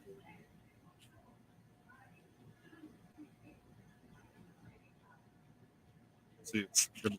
See, they're just pre-ordering right now, maybe. yeah, I'm sure it may not be out yet. You may have to just pre-order it right now. All right, I've got two more left, and this next one is actually one that you posted in the group. But for those who didn't see it, and for those who aren't in the group, if you're not, you should be. But anyway, moving over to the prp.com for this one. So real quick before you get started, it's $49.99, so not too bad. Oh shit, no, that's not bad at all, actually. So I thought it was that's not bad. And, Yeah, no, that's not bad at all. When you get done, I'll show a picture of it. So. All right, cool. Yeah, this one shouldn't take super duper long. Over at the prp.com, and this was at multiple outlets, of course. Drummer Jason Bittner has announced his departure from New Jersey thrash metal veterans Overkill. Bittner, who is also a member of Shadows Fall in the fledgling supergroup Category 7, gave the following statement to Metal Injection, another outlet, regarding his departure. Quote, on August 1st, 24, I played the Vagos Metal Fest in Portugal, and it was the last show I will play in the band Overkill. For a while now, I have been juggling a few different bands along with Overkill, and I knew at some point something would have to give since I simply can't be three places at once. Mike Portnoy begs to differ. Over the course of this last year, my schedule has reached that breaking point. At this time, Shadows Fall is working towards completion of our new material that will take us back out on the road sometime in 2025. Please come to Nashville, as well as our fall shows we have booked for the rest of this year, celebrating 20 years of The War Within. Great album. Compounded on top of this is my new band, Metal Blade Recording Artist Category 7, whose album just hit the shelves last month and will start touring through 2025. All of this adds up to something having to, quote unquote, take a break. So as of today, I no longer play drums in Overkill, so I can concentrate solely on the bands that I am a full member / owner of. Now, don't worry, they currently have another great drummer already learning the material, and he will be ready to do battle for the upcoming tours. I would like to thank everyone in the Overkill extended family for 7.5 years of laughs, killer shows, and fun around the globe. All our crew members throughout my run, our agents Dolores Locus and Mike Monterulo, my tech animal for always having my back, Shake and Bake, as well as all of our crew, past and present, the Skull Crushers, much love Jurgen, and all of the fans who supported my tenure in the band. I love you all. Thank you, and we'll miss you on the European and King Diamond tours, but I'll see you out there with Shadows Fall and Category 7, end quote. So and if you're not familiar with Category 7, it is fronted by one of my favorite vocalists, John Bush. John Bush, hell yeah. Some good shit. I actually listened to that, a little bit of that. Mm-hmm. I've heard I haven't dug into the album yet. I plan on doing that, but the couple of the singles they came out with were really solid. Mm-hmm. But yeah, I mean, Jason's a busy guy, and I'm super duper looking forward to the new Shadows Fall material also. So, and Overkill is going to be just fine. Overkill will be fine. It's actually another band I haven't seen. Same. I'd really like to see. I would really like to see them at some point. So yeah, maybe we can we need to get an Overkill and an Onslaught tour together and call it O2 tour. I like it. I do. I like it. All right, here's my last one is from Loudwire, and this one is like metal adjacent, kind of, sort of. In El Paso, Texas, a middle school has come under fire for a controversial dress code forbidding students from wearing all black attire from head to toe. Charles Middle School made the announcement ahead of the school year, leading many parents and students alike to criticize the decision. According to CBS 11 News, this decision was made because school officials said it is, quote, associated with depression and mental health issues, end quote, in a statement made to the press. The president of the El Paso Teachers Association, Norma De La Rosa, spoke to USA Today and clarified that, quote, Charles MS students wear a uniform and one of the school colors is black. They are allowed to wear black. The change was to not allow students to wear completely black from head to toe. The intention is to ensure the physical and mental safety of their students and was initially initiated due to concerns observed by teachers at the end of the last school year, she added. No studies supported the claim of all black attire's negative impact on mental health have been cited. I quote, I feel very comfortable with them wearing black. I'm wearing black right now, said Sandra Mesa, a former parent at the school. Whatever. Mental health professional Krista Wingate of Emergence Health perfectly elucidates why it's backward thinking, stating to KDBC El Paso, quote, I would say that mental health and depression, they don't have colors. They don't have outfits. They have other signs that are really important to look for, end quote. It's been well documented that personal expression in clothing for young people is extremely beneficial. Peer-reviewed study, humanistic practice in education in a postmodern age, dives into the psychological benefits of perception in young people through clothing, making them feel good about themselves and reducing anxiety. Of course, this isn't the first time a school has banned students from wearing clothes deemed to be quote unquote too negative. In the late 90s, a Michigan high school banned a student from wearing a Korn t-shirt to class. Korn quickly responded, teaming up with radio station to distribute t-shirts to students, and filed a cease and desist order against the school system for making defamatory statements about the band. Hopefully students and parents make a similar stand in El Paso. So like I say, it wasn't really. I wish my relative Myrna was in the chat tonight. She would be able to shed light on that for sure. That's where she is. Yeah. But it's just, to me, it sounds like they're copping out. I mean, my question would be: do they allow people to dress as? I mean, it's the furries or whatever they want to call them, and do they let people cross dress there? I mean, do they let them sag their pants? They probably don't. But I mean, there's other dress code things there that I would be interested if you allow that. Obviously, all black's not going to be as big of an issue as some of that shit we just mentioned. So. Right. To me, it just sounds like it's they probably have their hearts in the right place, but they're going with the easiest thing. So now this is my challenge. Every kid that goes to that school, I dare you to all dress all camo and go to school. So. See how they like that. Yeah. Well, I mean, what are you gonna do? Hate on the military? Just saying. Well, yeah, probably. They probably would. I mean, it sounds like they got a lot of discrimination in their hearts. Theirs. Yeah. But that one I don't know. That's frustrating. I'm just glad none of my kids are in school anymore. They don't got to deal with all that shit anymore. So I remember we had that dress code. It was stupid. Oh, thankfully I didn't have to deal with that when I was in school. So it just. Right. I'm just saying my kids. Yeah. Thankfully that shit's over. So I don't have to worry about that anymore. All right. Here's the machine hit. Oh, that's cool. That's pretty sick. I like that. Needless to say, I'm pure. That's neat. I like that. Yeah, that's badass. I mean, it's pretty cool stuff. I got a lot of machine head purchases. I got sent home for sagging my pants while wearing a body count shirt. That's ridiculous. You know. Truth be told, though, Jeremy, it was probably because you were sagging your pants, not for the body count shirt. Probably, yeah. But still, I mean, just pull up your pants and just, I mean, sagging's like, I guess like sagging's like different if it's like some of the ones I seen. It's like I don't even know how you might as well just not even wear pants. Yeah, jeans or whatever. So yeah, so but if you're just sagging like a little bit, I mean, as long as your ass crack ain't showing, I don't. I mean, I'll give that one to schools, the whole sagging thing. I'll give them that one. I can understand that, but we were in school, it was gangrene. So. Yeah, so I mean, I'll give them that one. So I mean, it's just, So yeah, but I still don't. I still don't agree with sending kids home. But We went to house.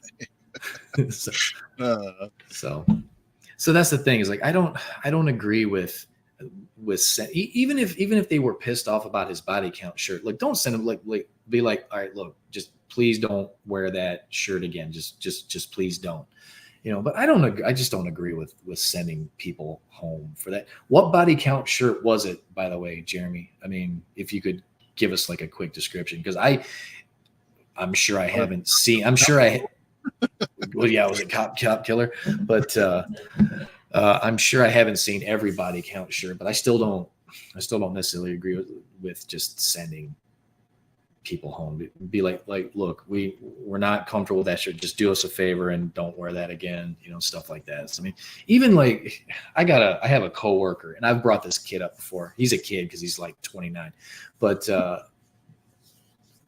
Athens. Okay, yeah. See, I don't know.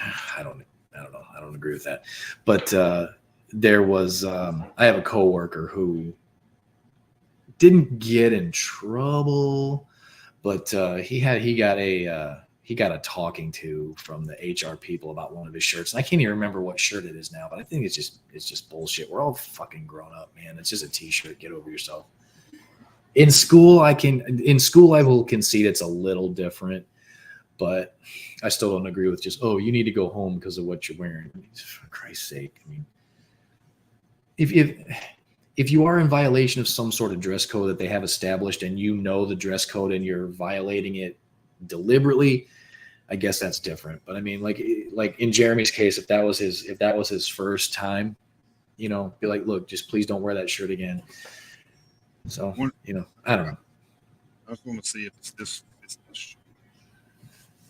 I don't know. I just,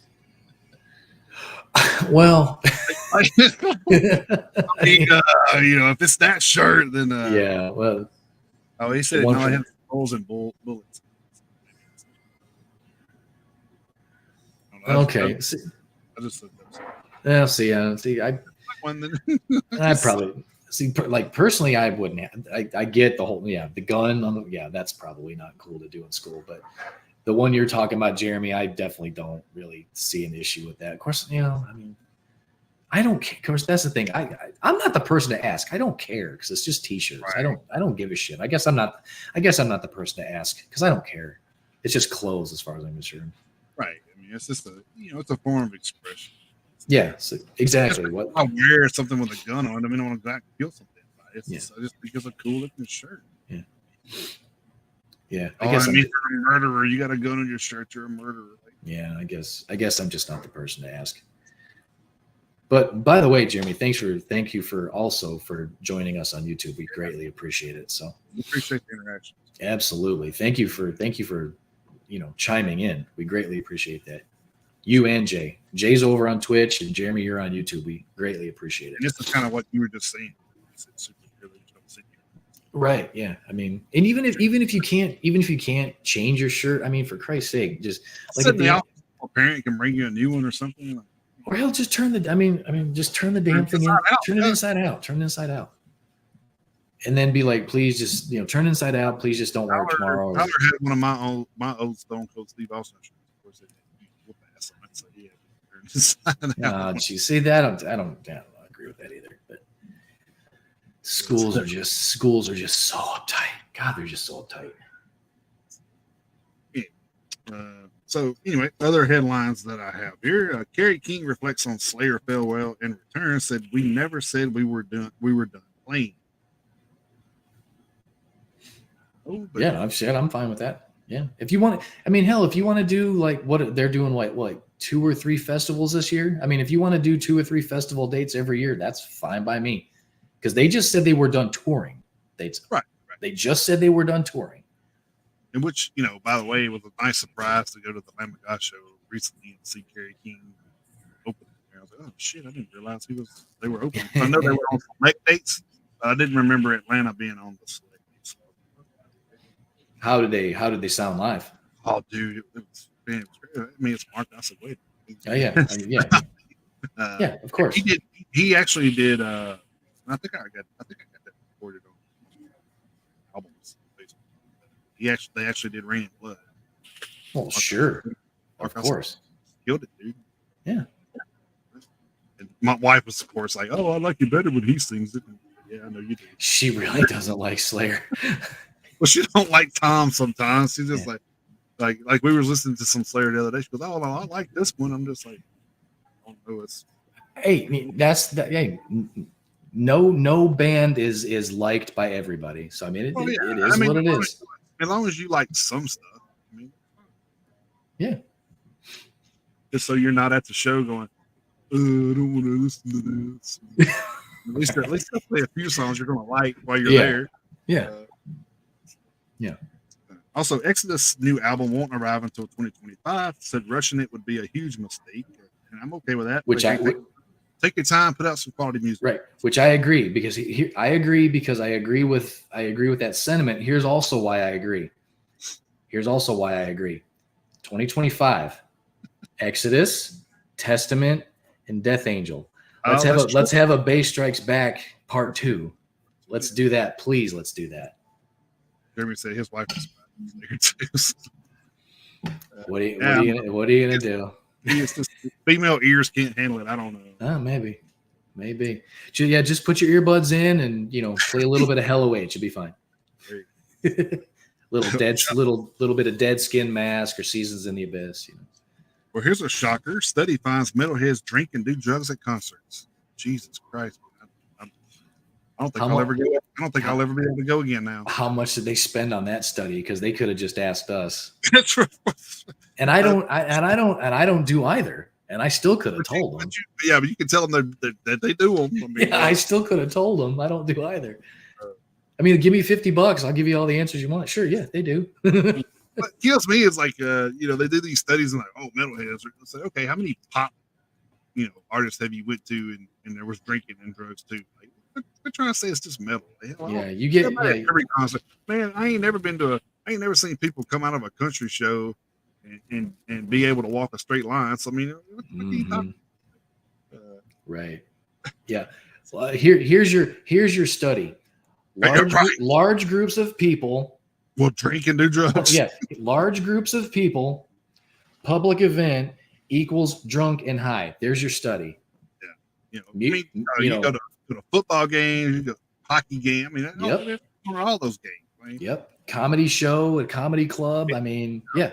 The comedy shows we go to around here have a 2-drink minimum. So. You have to. You gotta buy shit. So I mean, which I think it would. As an aside, I think that's bullshit. But I mean, I'm not gonna get into that. But yes, I mean, yeah, people in public get drunk to certain varying degrees. It happens. That was a stupid study. This next one we may be glad that Dana's gone. Testimus Alex Skonik suggests that Metallica was the only thrash band that could reach a mainstream audience.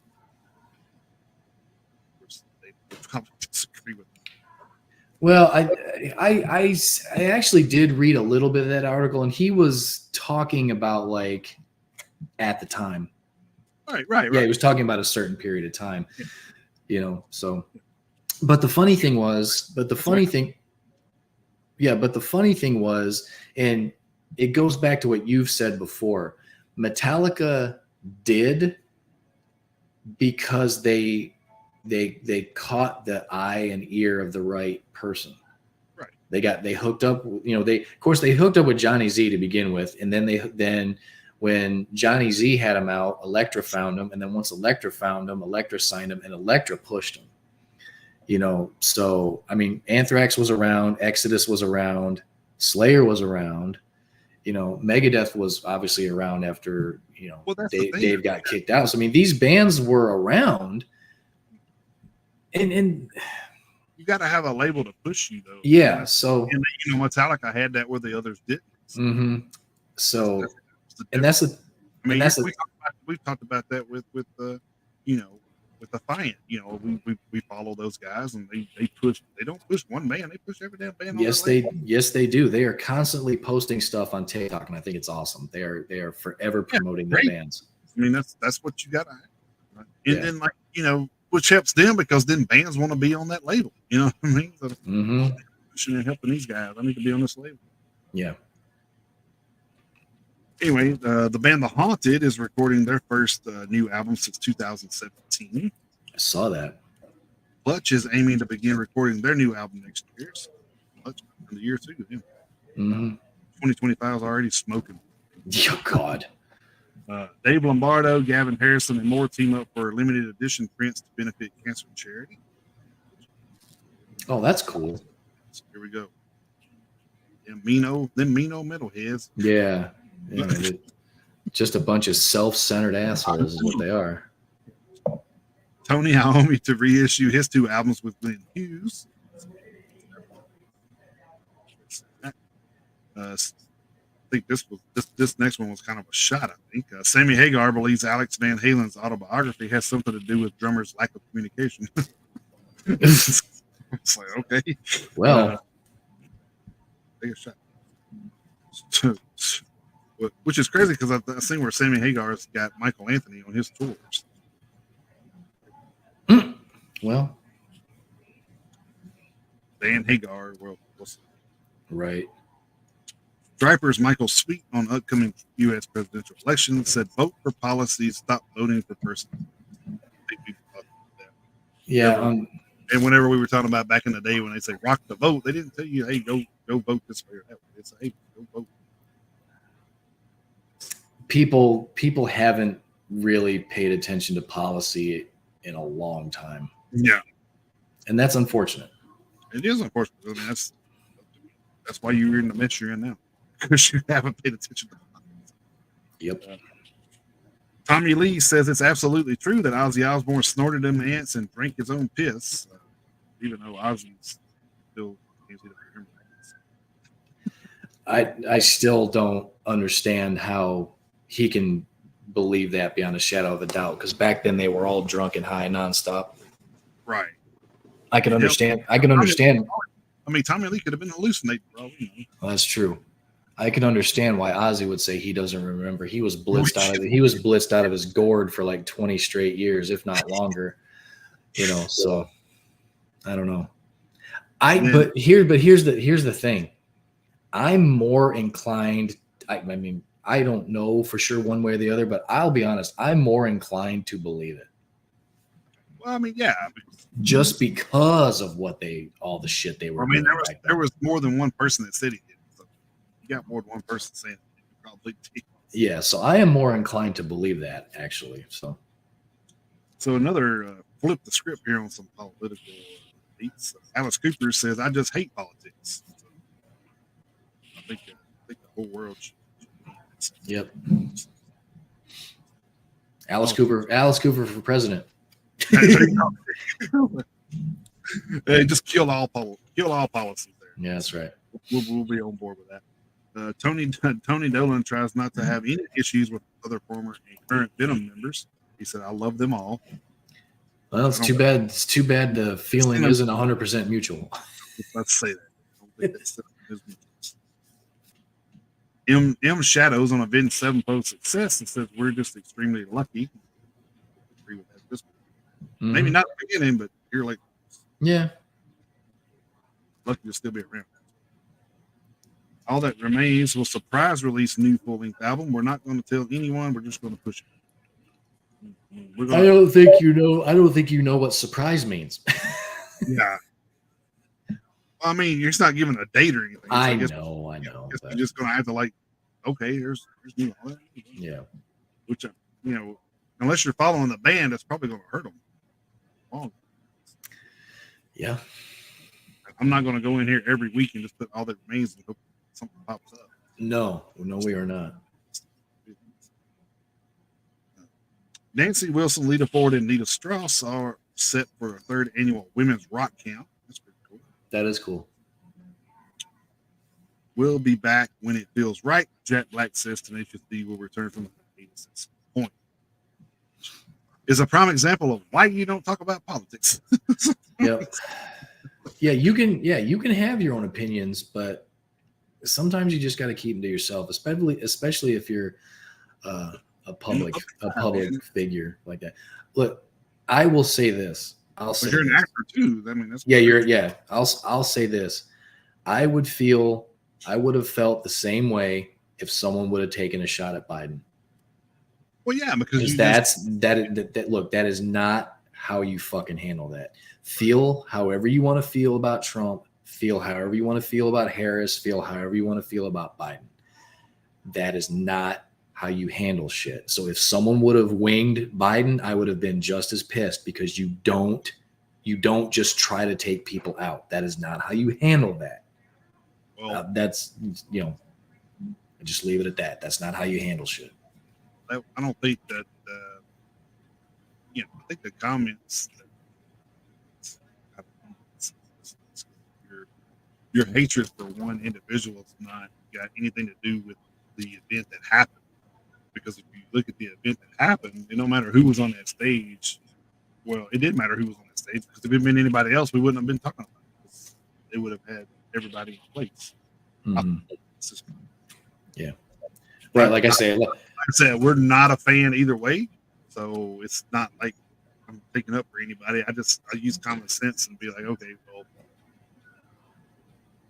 to me, and I've said this many times, you do things to a certain point that you're going to make somebody more popular by doing so.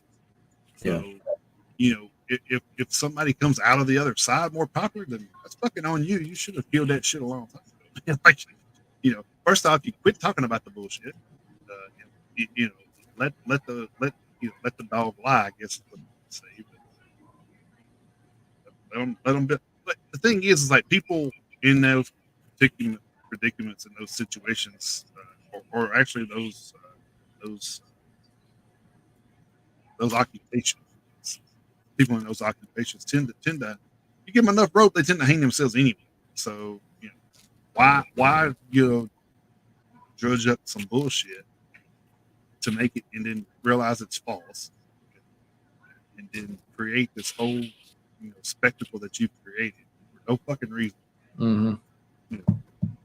To me, if me and you are going against each other in anything, why would I do anything to try to put you out? Like say we're going I mean, you could take this Nancy Kerrigan and Tanya Harding, for example. Why would you take them out? Because you knew you were going to fucking lose. Mm-hmm.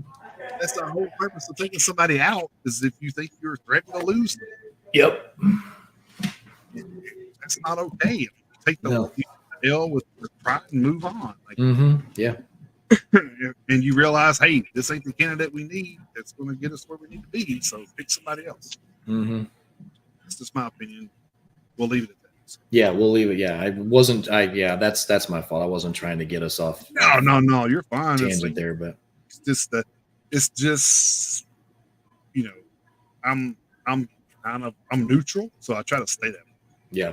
Even when I don't want people to take anything I say out of context, because I am neutral. I just don't. I definitely just definitely right. No matter who was up there, nobody should be okay with somebody. Yeah, with someone getting shot at. No. Attempted assassination. Yeah. Especially since it wasn't just one person that was hit. One person one person got fucking killed. So I mean, for just being there in support of it's not cool. I mean, if you don't want if you're not for a certain candidate, vote for the other one. That's how you handle that shit. You don't get up on top of a building and start taking shots. You don't do that. I don't give a fuck if it was Biden or Trump. I don't give a shit. Either way, you don't shoot at people. No. Taking things into your own hands never worked out for anybody. Nope. And how did it turn out for that guy? They turned him into a fucking, arm of Swiss cheese. I mean, look at Lee Harvey Oswald. Fucking deservedly so. Yeah. Look at all the people that assassinated. Yeah. So I mean, All right, that was all the headlines that I had. I don't know if got anything else to add to it. But that's what basically. No, I mean, not really. I mean, I can't think of anything else. I mean, those were pretty much the major headlines. Yeah.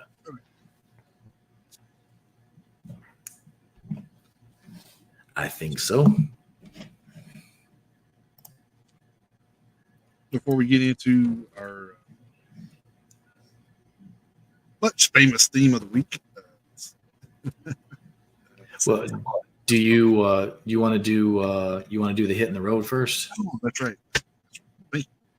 Keep it straight. We've done this in a while. So, Yeah, I know. so yeah, we will. It's been a minute.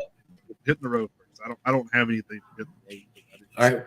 Well, the only thing I saw was the Butcher Babies tour, so I was like, yeah. Well, like I say, I do have that, and this is going to go quick. I was actually amazed at how light everything was. So we're gonna get through this. Because everything was announced the 8 weeks we went. Pretty much. And I'm not about to go back and do 8 weeks worth of tour dates. I'm just not. So, but the week for the week of the 3rd through the 9th, my only source this week was the PRP. So, I mean, I just have a touch over a page, so this is not going to take long. Over at the PRP, we have Ken Mode and Hyde going on a fall North American tour starting October 4th in Minneapolis, Minnesota at 7th Street Entry, finishing October 18th in Princeton, Illinois at Barrel Society. Opeth and Grand Magus are going on a European tour in Europe and UK, I should say, at the beginning of next year, starting February 9th in Helsinki, Finland at the Ice Hall, finishing March 2nd in Glasgow, Scotland at Barrowland. Tsunami, Ingrown, and Torrena are going on a fall U.S. tour with Apex Predator, Scarab, and AWOL appearing at select dates. That tour starts October 4th in Seattle, Washington at El Corazon, featuring Apex Predator, finishing November 11th, in Berkeley, California at Gilman Street, featuring AWOL. There's a Nashville date, October 29th at Exit Inn. We have Blood Incantation and Midwife going on a North American tour this fall, starting October 4th in Boulder, Colorado at the Boulder Theater with Steve Roach as the opener for this show only, finishing December 5th in Omaha, Nebraska at the Bourbon Theater. The Plot in You, Currents 0936, and Windwalkers are going out starting November 8th in Davenport, Iowa at Capitol Theater, finishing November 24th in Cincinnati, Ohio at Bogarts. The only Tennessee date is November 19th in Knoxville at the Mill and Mine. Then the aforementioned tour, Butcher Babies, Dead, Dropout Kings, and Fox Lake. I don't know if it's Dead or DED. I can't remember. Dropout Kings and Fox Lake. I always say Dead, so. That's what I kind of thought. Going on a fall tour starting September 18th in Palmdale, California at Transplants Brewing Company, finishing October 11th in Phoenix, Arizona at Pub Rock. The Ghost Inside, Gideon, Void of Vision, and Of Virtue are going out this fall, starting November 21st in Phoenix, Arizona at the Van Buren, finishing December 13th in Columbus, Ohio at Newport Music Hall. They'll be in Nashville on December 10th at Brooklyn Bowl. Better Lovers are going on a fall North American tour with Full of Hell, Spy, and Cloakroom, starting November 3rd in Asheville, North Carolina at the Orange Peel, finishing December 2nd in Mesa, Arizona at the Nile. Then Gouge will be taking over as opener with Spy and Cloakroom, starting December 4th in Dallas, Texas at the Studio at the Factory, finishing December 8th in Lakewood, Ohio at the Roxy. And that's all I have for Hitting the Week. Or hitting the road this week. So, like I say, it wasn't much. Probably the shortest list I've ever had for hitting the road. So, I got a couple announcements since I've been kind of talking with good friends over at Ashes Green. They are going to be here in Murfreesboro, Tennessee, on November 4th at the Laundry Room, and then November 5th they booked the place in Nashville called Betty's Grill. Ashes Rain is going to be in the state? Yes, sir. Hell yeah. Hell sure yes. They opening acts for the Nashville show, but I've been working with them trying to get them opening acts for the Murfreesboro show. So. Hell yes. That Spy tour will be killer.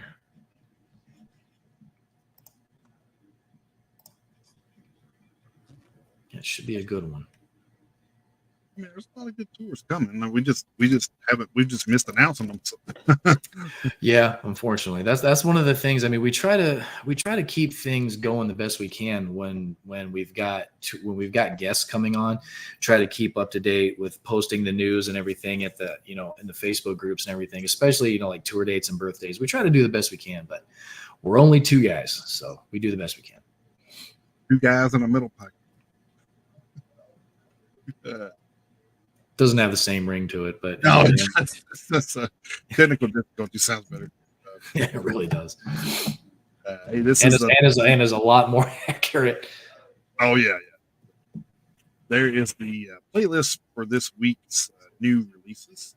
Check it Yeah, out on Spotify. There you can look for the little logo there and all of our playlists. absolutely. Older theme of the weeks are all there too. Speaking of the theme of the week, we finally are back with another one. Yep. This week is high and low. Yep. I took the high side. Yep. I took the low side. Yeah. There's two sides to every Schwartz. He got the upside. I got the downside. Down low. Actually, at the beginning, I was just like, man, this is going to be a little difficult. Then I got rolling, and I was like, man, I'm probably going to stop. So Same. It took me. I had a few like right off the bat, and then I kind of had a little bit of a lull. But I got up to 12. So I got to 20. oh goddamn. That's why I need to stop. Okay, that's fine. I started off with the highs here. My first one was Ozzy Osbourne, Flying High Again from Diary of a Madman 1991. Mm-hmm. Then went with Avenged Sevenfold Higher from The Stage 2016. Not many songs on that I will put on the playlist. Right. They're not too bad. Then I went with Megadeth, High Speed Dirt from Countdown to Extinction 1992. Then I went with In Flames on the Highway, Sense of Purpose 2008. Except Too High to Get It Right, Metal Heart 1985. ACDC's Highway to Hell from Hell to Hell. I went with Mastodon High Road, One More Round of the Sun 2014. Malevolence Higher Place, which is probably one of my favorite Malevolence songs.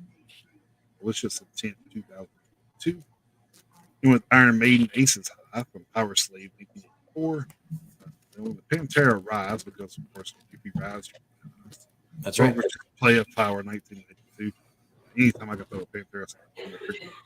Oh God, yeah. Dream Evil Higher on Fire. Ooh, Dream Evil. 6. Then I had Halloween Aiming High from Seven Center 2010. Then I had Havoc Hang 'em High from the Performance Side 2017. Then I had Spirit Adrift Battle High from Enlightened in Eternity 2020. Five Finger Death Punch Lift Me Up, because that's what you do when you get high. Wrong Side of Heaven, Righteous Side of Hell, Volume 1, 2013. Then went Kubla Khan, Texas, High Hopes from Absolute 2019. Then went with our good friends Contortion with Highway to the Doom from Solace Lies 2010. Also, the next two are friends of the show as well. Next one was Methane Hang Me High from The Devil's Own 2017. And last but not least, As We Suffer from High Tide from the album Pillars 2000. Hell yeah, dude. Very nice. A lot of good ones on there. All right, so obviously I had the opposite, so I had the low side. So I didn't have quite as many, but I still got a solid dozen, so I'm okay with that. Starting off with the obvious, I had Low by Testament off album of the same name from 1994. Then I had Lowlands by Gojira off Magma 2016. Like I said, I do like some Gojira stuff, but then I had So Below by Shrapnel off their album In Gravity from 2024. Then I had Low Tolerance by Municipal Waste off Slime and Punishment from 2017. Then I also went back to the 80s for one. I had Lay Low by Trauma off Scratch and Scream from 1984. Then I had Hunting High and Low. So I had one that had both, mine and yours, by Stradivarius off of Infinite from 2000. Then I had Oceans Below by Aorist by Relics off of Relics of Time from 2024. Then I had As Above, So Below by In This Moment off of Mother from 2020. Then I had Above, Below, and In Between by Crowbar off of Broken Glass from 1996. Then I had High and Low by Sirius Black off As Daylight Breaks from 2015. Then I had Roots Below by As I Lay Dying. That was a single that they released in 2021. And my last one was A Tale from Down Below by Iron Savior off of Megatropolis 2.0 from 2015. Yeah. Yep. Be pretty good. And I already got the playlist started, so I'll send it to Jason here in a little bit. He'll get his songs added. We'll get them we'll kind of get them compiled and arranged in a nice order. We'll get those posted for you guys over on Spotify. before the end of the weekend for sure. So Good deal. So I guess that will push us into our album reviews. album reviews. Yeah, this is faster than I thought. Yeah. So I figured, like, especially with us going off target there for a little bit. Yeah, right. I'm still seeing what time it was. I'm like, damn, really? Yeah. Okay. So maybe we're just that good at this. Yeah. I would like to think we're pretty decent at this by now. That's what we're gonna go with. Yeah. We're professionals, like Dana says. That's right. Exactly. Yeah. Yeah. Dana knows what's up. All right. My album review this week was from a band called Bless the Dead. They had an album come out called Recreate This. Bless the Dead was established in April of 2013. Not sure. I think they're from Georgia. So Georgia. Current members are Noah Wellborn on vocals, John Gray on guitars, Mike Christian on guitars, Keith Graham on drums, and Caleb Billion on bass. So this is the band's second full-length release, 10 songs, 48 minutes, 13 seconds length. So it's a little lengthy. So their bio names some influences like Pantera Down, Corrosion of Conformity, Seven Dust Butch, Motorhead, among some others, but you get the gist. You could definitely hear some of those influences sprinkled throughout. Drumming in here has definitely got a groove beat to it, so you kind of the guitar work is where it gets a little bit more distinctive when switching sounds and maybe even dipping into some other genres of metal. So kind of the guitar itself is it's kind of sets the tone, I guess.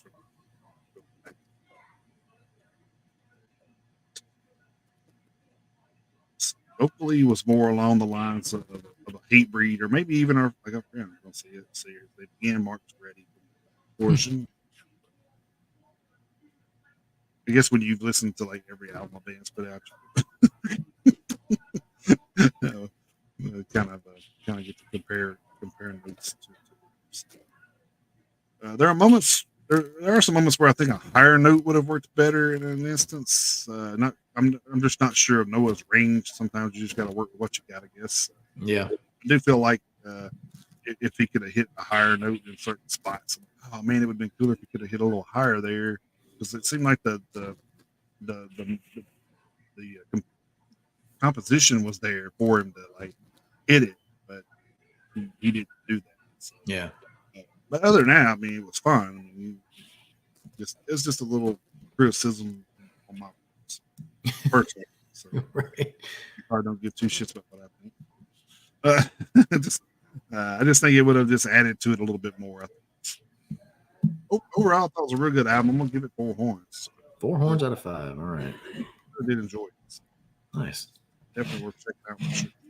Not bad at all. Especially with influences like that, you're probably not gonna go too wrong. No. Yeah. All right. My album review this week comes from a very, very unusual place, a place that I don't think we've talked about on this show before. My album review was the new album called So Mood by the band Astoraton. I'm hoping I'm saying that right. They are a progressive / melodic death metal band formed in Khobar, Saudi Arabia in 2002. Of course, that's slightly misleading because according to Encyclopedia Metallum, they were active in 2002 and then 2013 to the present. So not exactly sure why there was an 11-year gap.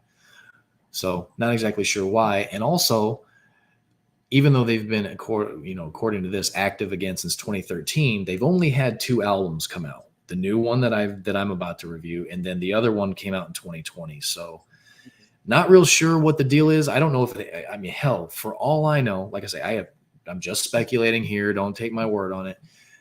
For them being from Saudi Arabia and being a metal band, maybe they kind of had to watch themselves. So, who knows? We've seen that before with that band Confess. Yeah. So who knows? Like I say, no proof of anything. I am just speculating, but so that's just it could be one reason why they've only got 2 albums out. Their lyrical themes include life experience, history, and self-development. They are a quartet. Gonna have to cut me a break on some of these names. I'm gonna do my best. I'm definitely not meaning any disrespect. On lead guitar, you have Hussein Al-Kandari. On drums and other percussion, you have Mohammed A. Kunkunji. On vocals, rhythm guitar, bass, orchestrations, and electronics, you have Mohammed Al-Sharif. And on lead guitar, on orchestrations and electronics, you have Khaled M. Al-Kandari. So it kind of looks like, it sounds like we may have a couple of brothers in this band. Same last name, just speculating. I don't know how common that name is over there. Like I said, this is their second album. Their debut album, Rayla, came out in 2020. The new album is 8 tracks in length, 44 minutes on the nose. This was an interesting album. I don't really know if I would necessarily consider them a progressive band. The death metal aspect definitely makes sense because you got the guttural vocals, you got the up tempo, the fast snare drums, the really quick double bass. The progressive part might be due to the fact that this band incorporates a lot of their Arabian culture into it. You know, a lot of you've got, you know, you got like bongos, you've got like flutes, not like the brass instrument, like probably like the recorder style flute. I don't know exactly what you call it, but you know, the recorder, the recorder. And then the Arabian, kind of like the Arabian chants that they do. I'm not going to do any because I don't want anybody to think I'm kind of like making fun or just pantomiming.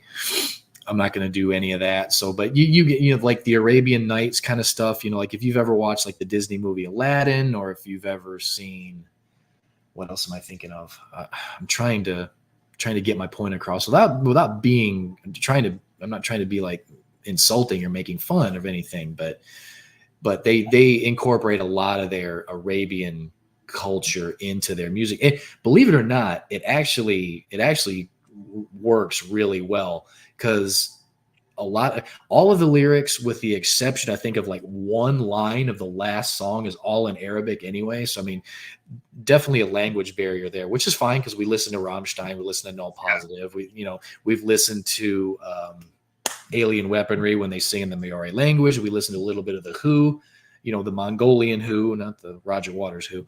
So the whole language barrier thing is fine. That's no problem. You know, it's a definitely interesting combination of like the death metal with the guttural vocals, and then incorporating the Arabian heritage, especially with some of the instruments that aren't normally played in heavy metal. It's a pretty nice mix. So it's interesting. I mean, the actual, you know, metal music that they play is really well done. I mean, the guitar work the guitars are very, very well done.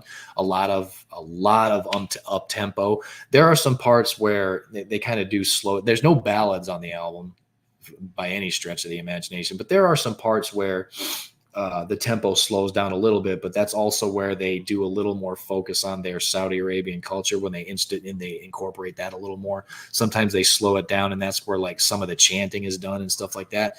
So I think they have a pretty decent balance. So yeah, it's interesting. I think death metal fans, melodic death metal fans especially, I think would kind of like dig this if they can get past the language barrier. I didn't mind it, like I say, because I mean, they're singing in guttural, they're singing gutturals anyway. So I mean, you know, a lot of it, you know, is incoherent anyway. So I mean, but you know, I could still tell that they weren't singing in English. So like I say, that's totally fine. So yeah, it's an interesting album. I definitely don't mind listening to something different every now and then. Like I say, we don't talk about the Middle East that much. I think this might be the second Middle East band we've ever mentioned on the show. And I think Confess was from Iran. So Confess being from Iran, this is the first Saudi Arabian band that I can remember us talking about. So it's kind of nice. We went to India, we went to South America for the first time, went to India. Now we're talking about the Middle East. There aren't too many places left that we haven't touched on yet. I think Japan might be the only major country that we haven't talked about yet. I don't know. So just another example of how metal is worldwide. So Very, very diverse. yeah. So gonna give this one 3.5 horns out of 5. Definitely, I think worth a listen just to check it out.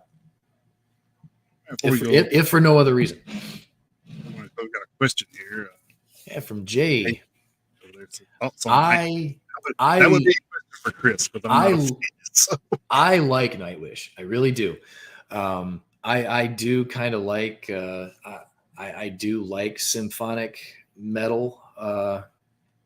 I don't listen to it a whole lot, to be honest with you, but it is one genre that I will listen to, and I do like Nightwish. I didn't really like Human Nature that much in its entirety. The new song yet? No, I haven't, but I'm going to listen to it. The new single that's come out. I haven't yet. But yeah, I do like Nightwish. I think Floor Jansen is an amazing singer. And the funny thing is Nightwish has had, I mean, whether it's been Floor Jansen, who's singing now, or, Tarja Turunen before her and Annette Olson before her. I think I have that progression of the They've had their A-listers. For sure. They have had very, very solid vocalists.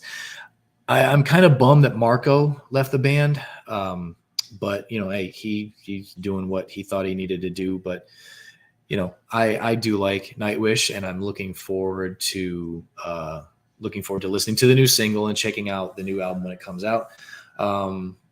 It'll be interesting to see when they start touring again, because I think they were going to be taking some time off from touring, if I read that right. Because I know Floor just had a baby, well, her second child. So I don't know. We'll see what's going on there. But I do like Nightwish. I'm a fan. Now, Jay, you're speaking my language. Born of Osiris is a band that I follow. So actually saw them in concert last year. It was last year. Saw them in concert with Traders, and Upon a Burning Body was supposed to be there, but they had RV trouble or something. Yeah, I did get to see one of those times. Very, very good live band. Definitely up my alley. Yeah. Music. We're both thrash guys at heart, but he kind of lingers over toward the symphonic European style.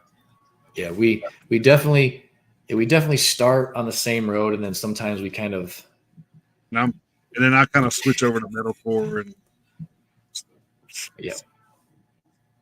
So there are bands that he may have heard of but don't listen to because of that, and the same for me. Yeah, like I do know who Born of Osiris is. I can't really say I have a whole lot of experience with a lot of their stuff, but it's like you're big fans of Stradivarius and Evergrey, bands like that, which I like their songs, but yeah, so, it's just kind of give or take with me. Sure, absolutely. I'm sure you're the same with those guys too. Yeah, the funny thing is like the more I listen to Ice Nine Kills, the more I like them, and then like Motionless in White is a little bit more hit and miss. And hell, even my daughter, when she was, of course, she's in her 20s now, but even when she was like in her early to mid teens, she even had me listening to like a few songs of like Black Veil Brides, like here and there. But they're kind of give or take with me. Yeah, so I mean, yeah, so I mean, I've kind of like dipped my toe in with like some of those bands, like Motionless in White because of you and Susie, Black Veil Brides because of my daughter. Like not so much anymore. She's listening to a lot more deathcore now, like Is she really? Okay. like Lorna Shore and shit like that. And that's just that stuff's not for me. I don't mind Slaughter to Prevail as much, but I don't really get into Lorna Shore. I don't mind Alex Terrible. I think it's impressive what he can. Of course, I think what Will Ramos can do with his voice is impressive. I think the talent is impressive. It just I don't really care for all the pig squealing and all those noises, musically. It's just not for me. It's just not my thing, and that's fine. It's just not my taste. But I try to give everything. I try to give everything a chance. Yeah. Some stuff I can listen to, some stuff I can't. I don't think I'm any different than anybody else, So, I'm a couple songs into the new Hammerfall. Jason, you may or may not ever listen to it. That's just that, but that's just how we are. That's fine. Like I said, some of the bands like Hammerfall and Halloween. Yeah. Some of those bands we could probably be agreeing. Yeah. Like I said, you kind of go a little bit more extreme with me sometimes with like I said, with Nightwish and bands like Arch Enemies. Like you probably haven't heard a bad song from Arch Enemy, but there's some of them I'm just like, There's some that there's some that I don't really care for, but but like I say, I do find myself liking a lot more of Alyssa Lights. Yeah. But like no band is perfect. As big of a Slipknot fan as I am, like that, I can't stand that song "My Pain." I think it's awful. Oh, yeah. So no band is perfect. As big of a fan as anything of anyone, no band is perfect. So it happens. Just by law of averages. Being, Slipknot's been around 25 years. Metallica's been around 40 plus. Iron Maiden's, coming up on 50 years. Scorpions 50 years. Judas Priest 50 years. Just by law of averages and by volume, you're going to have you're going to have a couple of bombs. It's just. Well, you got to start listening to Born of Osiris and bands like that. It's just. I probably do need to a little bit more, but if Jay, if you want to, there's a couple of Spotify interviews we did with some younger bands. Eradicated was one of those bands that they're really young, they're in their 20s. Mm-hmm. It might be something you might be into. I'm trying to think of the other one. Was it Ancient Remains? Were they? Ancient Remains, they were a younger band. Source of Rage, they're a younger band. So there's been some younger bands on the show. That's kind of like that's kind of what we're looking for. We're looking for, hey, who's going to take the torch and move on with everything, because these bands can't play forever. No, they can't. They can't. Priest in their 70s and Maiden in their pushing 70s. Yep. That's just like with KK's Priest. We got tickets because it's Accept and KK's Priest, and all those guys are, they're up there. So KK's 70s, and I think most of Accept's in their 60s except Martin. So yes, hey, Martin's a kid. Yeah, man. By comparison, he is. But yeah, that's gonna be a fun show. That's gonna be such a fun show. But yeah, thank you for the questions, Jay. That's fantastic. And you want to go over the list for next week's release? Yep, let's do that. Short, I think, so. Yeah, it's not super duper long. Which is fine. It makes it a little bit easier on us. Over at Heavy Music HQ for next Friday, August 16th, already to mid-August. Where the hell does this time go? After May, it goes. Yeah. Starting with IVOS with Spiritual Archives, Occult Rites 1 and 2. Then we have Ascent with Gamma, Attractive Chaos with Tame and Conquer. That's an EP. We have Avernus with Grievances. We have Berenice with Berenice, their self-titled EP. Blind Monarch with The Dead Replenish the Earth. We have Bodel with Valkommen till Avratningen. Obviously, that's in another language. Probably German. I don't know. Cemetery Filth with Senses of Detriment. Chronicle of Ardal with Sword of Virne. That's an EP. We have Creed with the Human Clay 25th anniversary. Yes. We have Dark Tranquility with End Time Signals. We have Dead South Dealers with The Noise, The Sky, The Melody. We have Death League with Inferno. We have Agor Lapo with Reasonable Nonsense. We have Ice Regan with Abart. We have Evil Lyn with Mondestrunken. Then the one we're both looking forward to, friend of the show, Extinction AD with To the Detested. If you guys haven't heard that single, go listen to it. Oh my god. Then we have Gias Diabolical with Destruction Vector Convergence. Hail Darkness with Death Divine. Heartline with Pink Lemonade. That's an EP. Pink Lemonade. All right. I actually prefer Pink Lemonade to regular lemonade. That's just me. Horns and Hooves with Spectral Voyeurism. That's an EP. We have Hukago Grind Time with M. We have Ignobleth with Void Spawn Sacrifice. That's an EP. We have I Hoxa with Part 3. Don't know what happened in Part 1 and Part 2. Left to Suffer with Leap of Death. We have Makaiga with To Hold On to a Heartless Heart. Messianic with 39 Stripes. Miasma of Occult Limbs with Occulta Ceremonia Putridum. I think I just cast a Harry Potter spell. Yeah. Missouri. That's right. Missouri Executive Order 44 with Salt Sermon. Painted Scars with Kintsugi. That's an EP. Ritual with The Story of Mr. Bogged, Part 1. We have Rob Say with Harlequin and Krieger. Sounds like a fucking law office. Rot Coven with Nightmares Devour the Waking World. Stoned Jesus with The Harvest. That's a re-release. And Stoned Jesus with Seven Thunders Roar. That's a re-release. Straight Red with Love Ain't Enough. Thermality with The Final Hours. Thought Crime with Connection Anxiety. Trench with Between Inverted Worlds. Troika with Strober Morke. We have Uva Hunger with Retaliation. Vile Rights with Senescence. We Are Scorpio with a self-titled album. And Yosemite in Black with The Pursuit Of. So yeah, not the longest list we've ever had, but still plenty of stuff to listen. And yeah, Creed, I know, right? Yeah. Just yeah. oozing with enthusiasm over here. I mean, don't listen to anything else. I mean, you've heard it before. It's just the same. That's true. Yeah.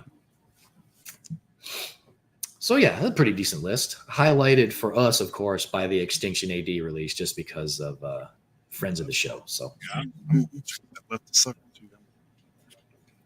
So yeah, definitely no shortage of stuff to listen to by any stretch.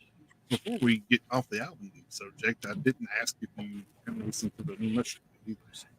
Not yet. The only thing I've listened to on the new Mushroom Head is just the singles that have been released. So I like what I hear so far, and that's definitely going to be what I listen to after I listen to the new Hammerfall.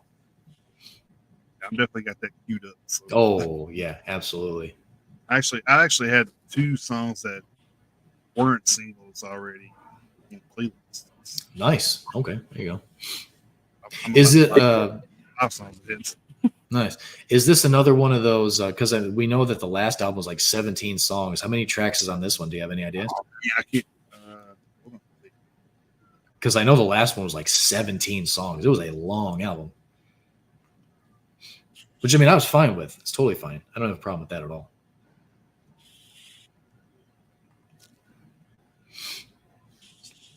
So, yeah, I don't care if it's 10, 12, 18. It's fine.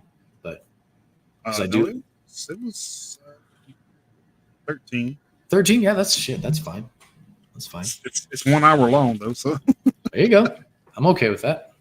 That'll get me to and from work one day. So that's fine. They had an 8-minute 22 track. And I think the last. So instead of an intro, they just had an outro. Okay, that's fine too.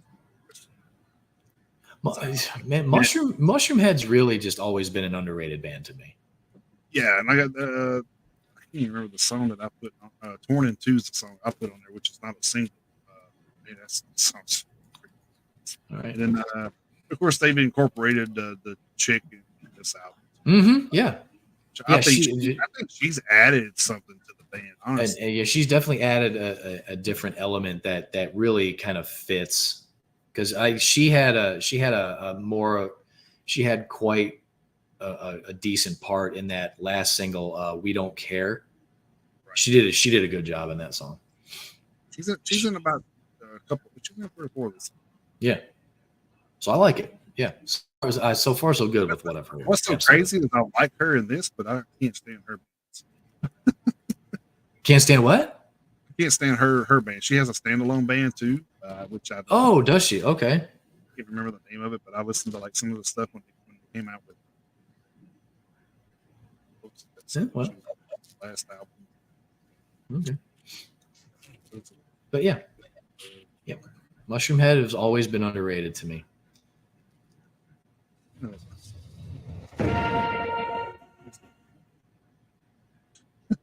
What do you got going on over there? What was that? No, they just started playing that music. Like, what the heck? Oh, okay. All right. Well, that's fine.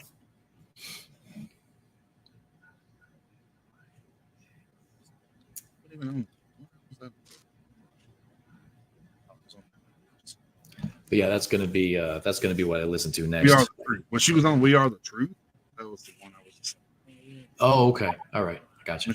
When she was on that one, I was just like, oh, this new. And then I was reading an article where she was added to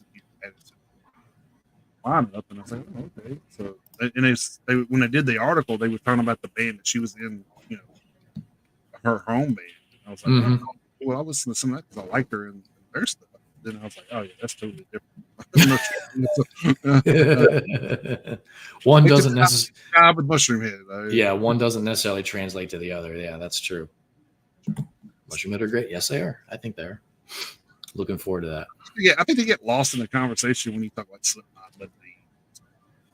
Yeah. So, I said them live a couple years ago. Man, they were awesome.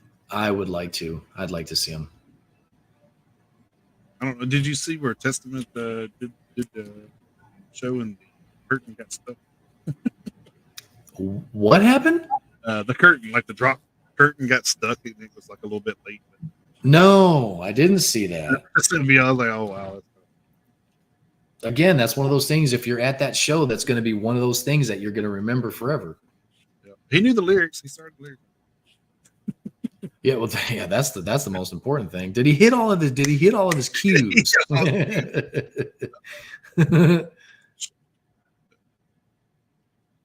Anyway, that's going to wrap it up for us this week. We appreciate you guys. Appreciate Jeremy and Jay in the comment section there. Absolutely. Dana coming by and talking shit about Metallica, so that's fine. He's entitled to his own opinion. Everyone's entitled to their own opinion. Colby coming by, Dana coming by, and Amy coming by. Yep, Amy stopping in real quick. Yep. Jeremy and Jay, hey, thank you guys for hanging out. If you guys, like give us a like Jeremy, Jeremy, give us a like and a follow. You guys subscribe. Come on over if you haven't yet. Come on over to the Facebook group. Everybody, come on over to the Facebook group. Facebook page is public. You can check that out. Come over to the Facebook group. Follow us on Twitter. Well, follow us on X. Follow us on X, on Instagram, on TikTok, on Rumble. Check us out on Spotify. Metalheads Unite USA at gmail.com is our email address. YouTube, Twitch. We're in a lot of places. And we also, if you haven't seen the scroll across the screen there at the bottom, we do have a 24/7 radio station as well at stream.trulyradio247.com/2008/stream. Hey man, appreciate you, Jeremy. Yep, Jeremy, take care, buddy. Yep, check the music out there. A lot of the playlists are on that as well. And if anything isn't yet, it will be. Yeah. I'll be adding stuff to it tomorrow since we just did a playlist. So. That's right. Yep.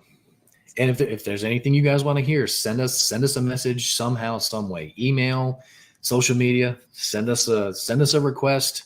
Your song will be added to the queue, guaranteed. So I appreciate the. Yeah. If you haven't, go back and check out our interview with the Indian metal band Against Evil from last week. That will be up on Spotify this weekend. Yep. A little bit of time with the moving things around the office. Why not moving the podcast room as well at some point? So. Yep. Busy doing that, but I will try to get that done while adding stuff to the nice. Get it out, chop it up. Well, that being said, hopefully we'll see you guys back here next week. That's for now. It'll be a repeat of today's show, hopefully without the technical difficulties. Right. That's probably fine. So, yeah. So until then, keep those horns held high. Jump in that pit anytime you can. Have a great week, guys. Thank you very much.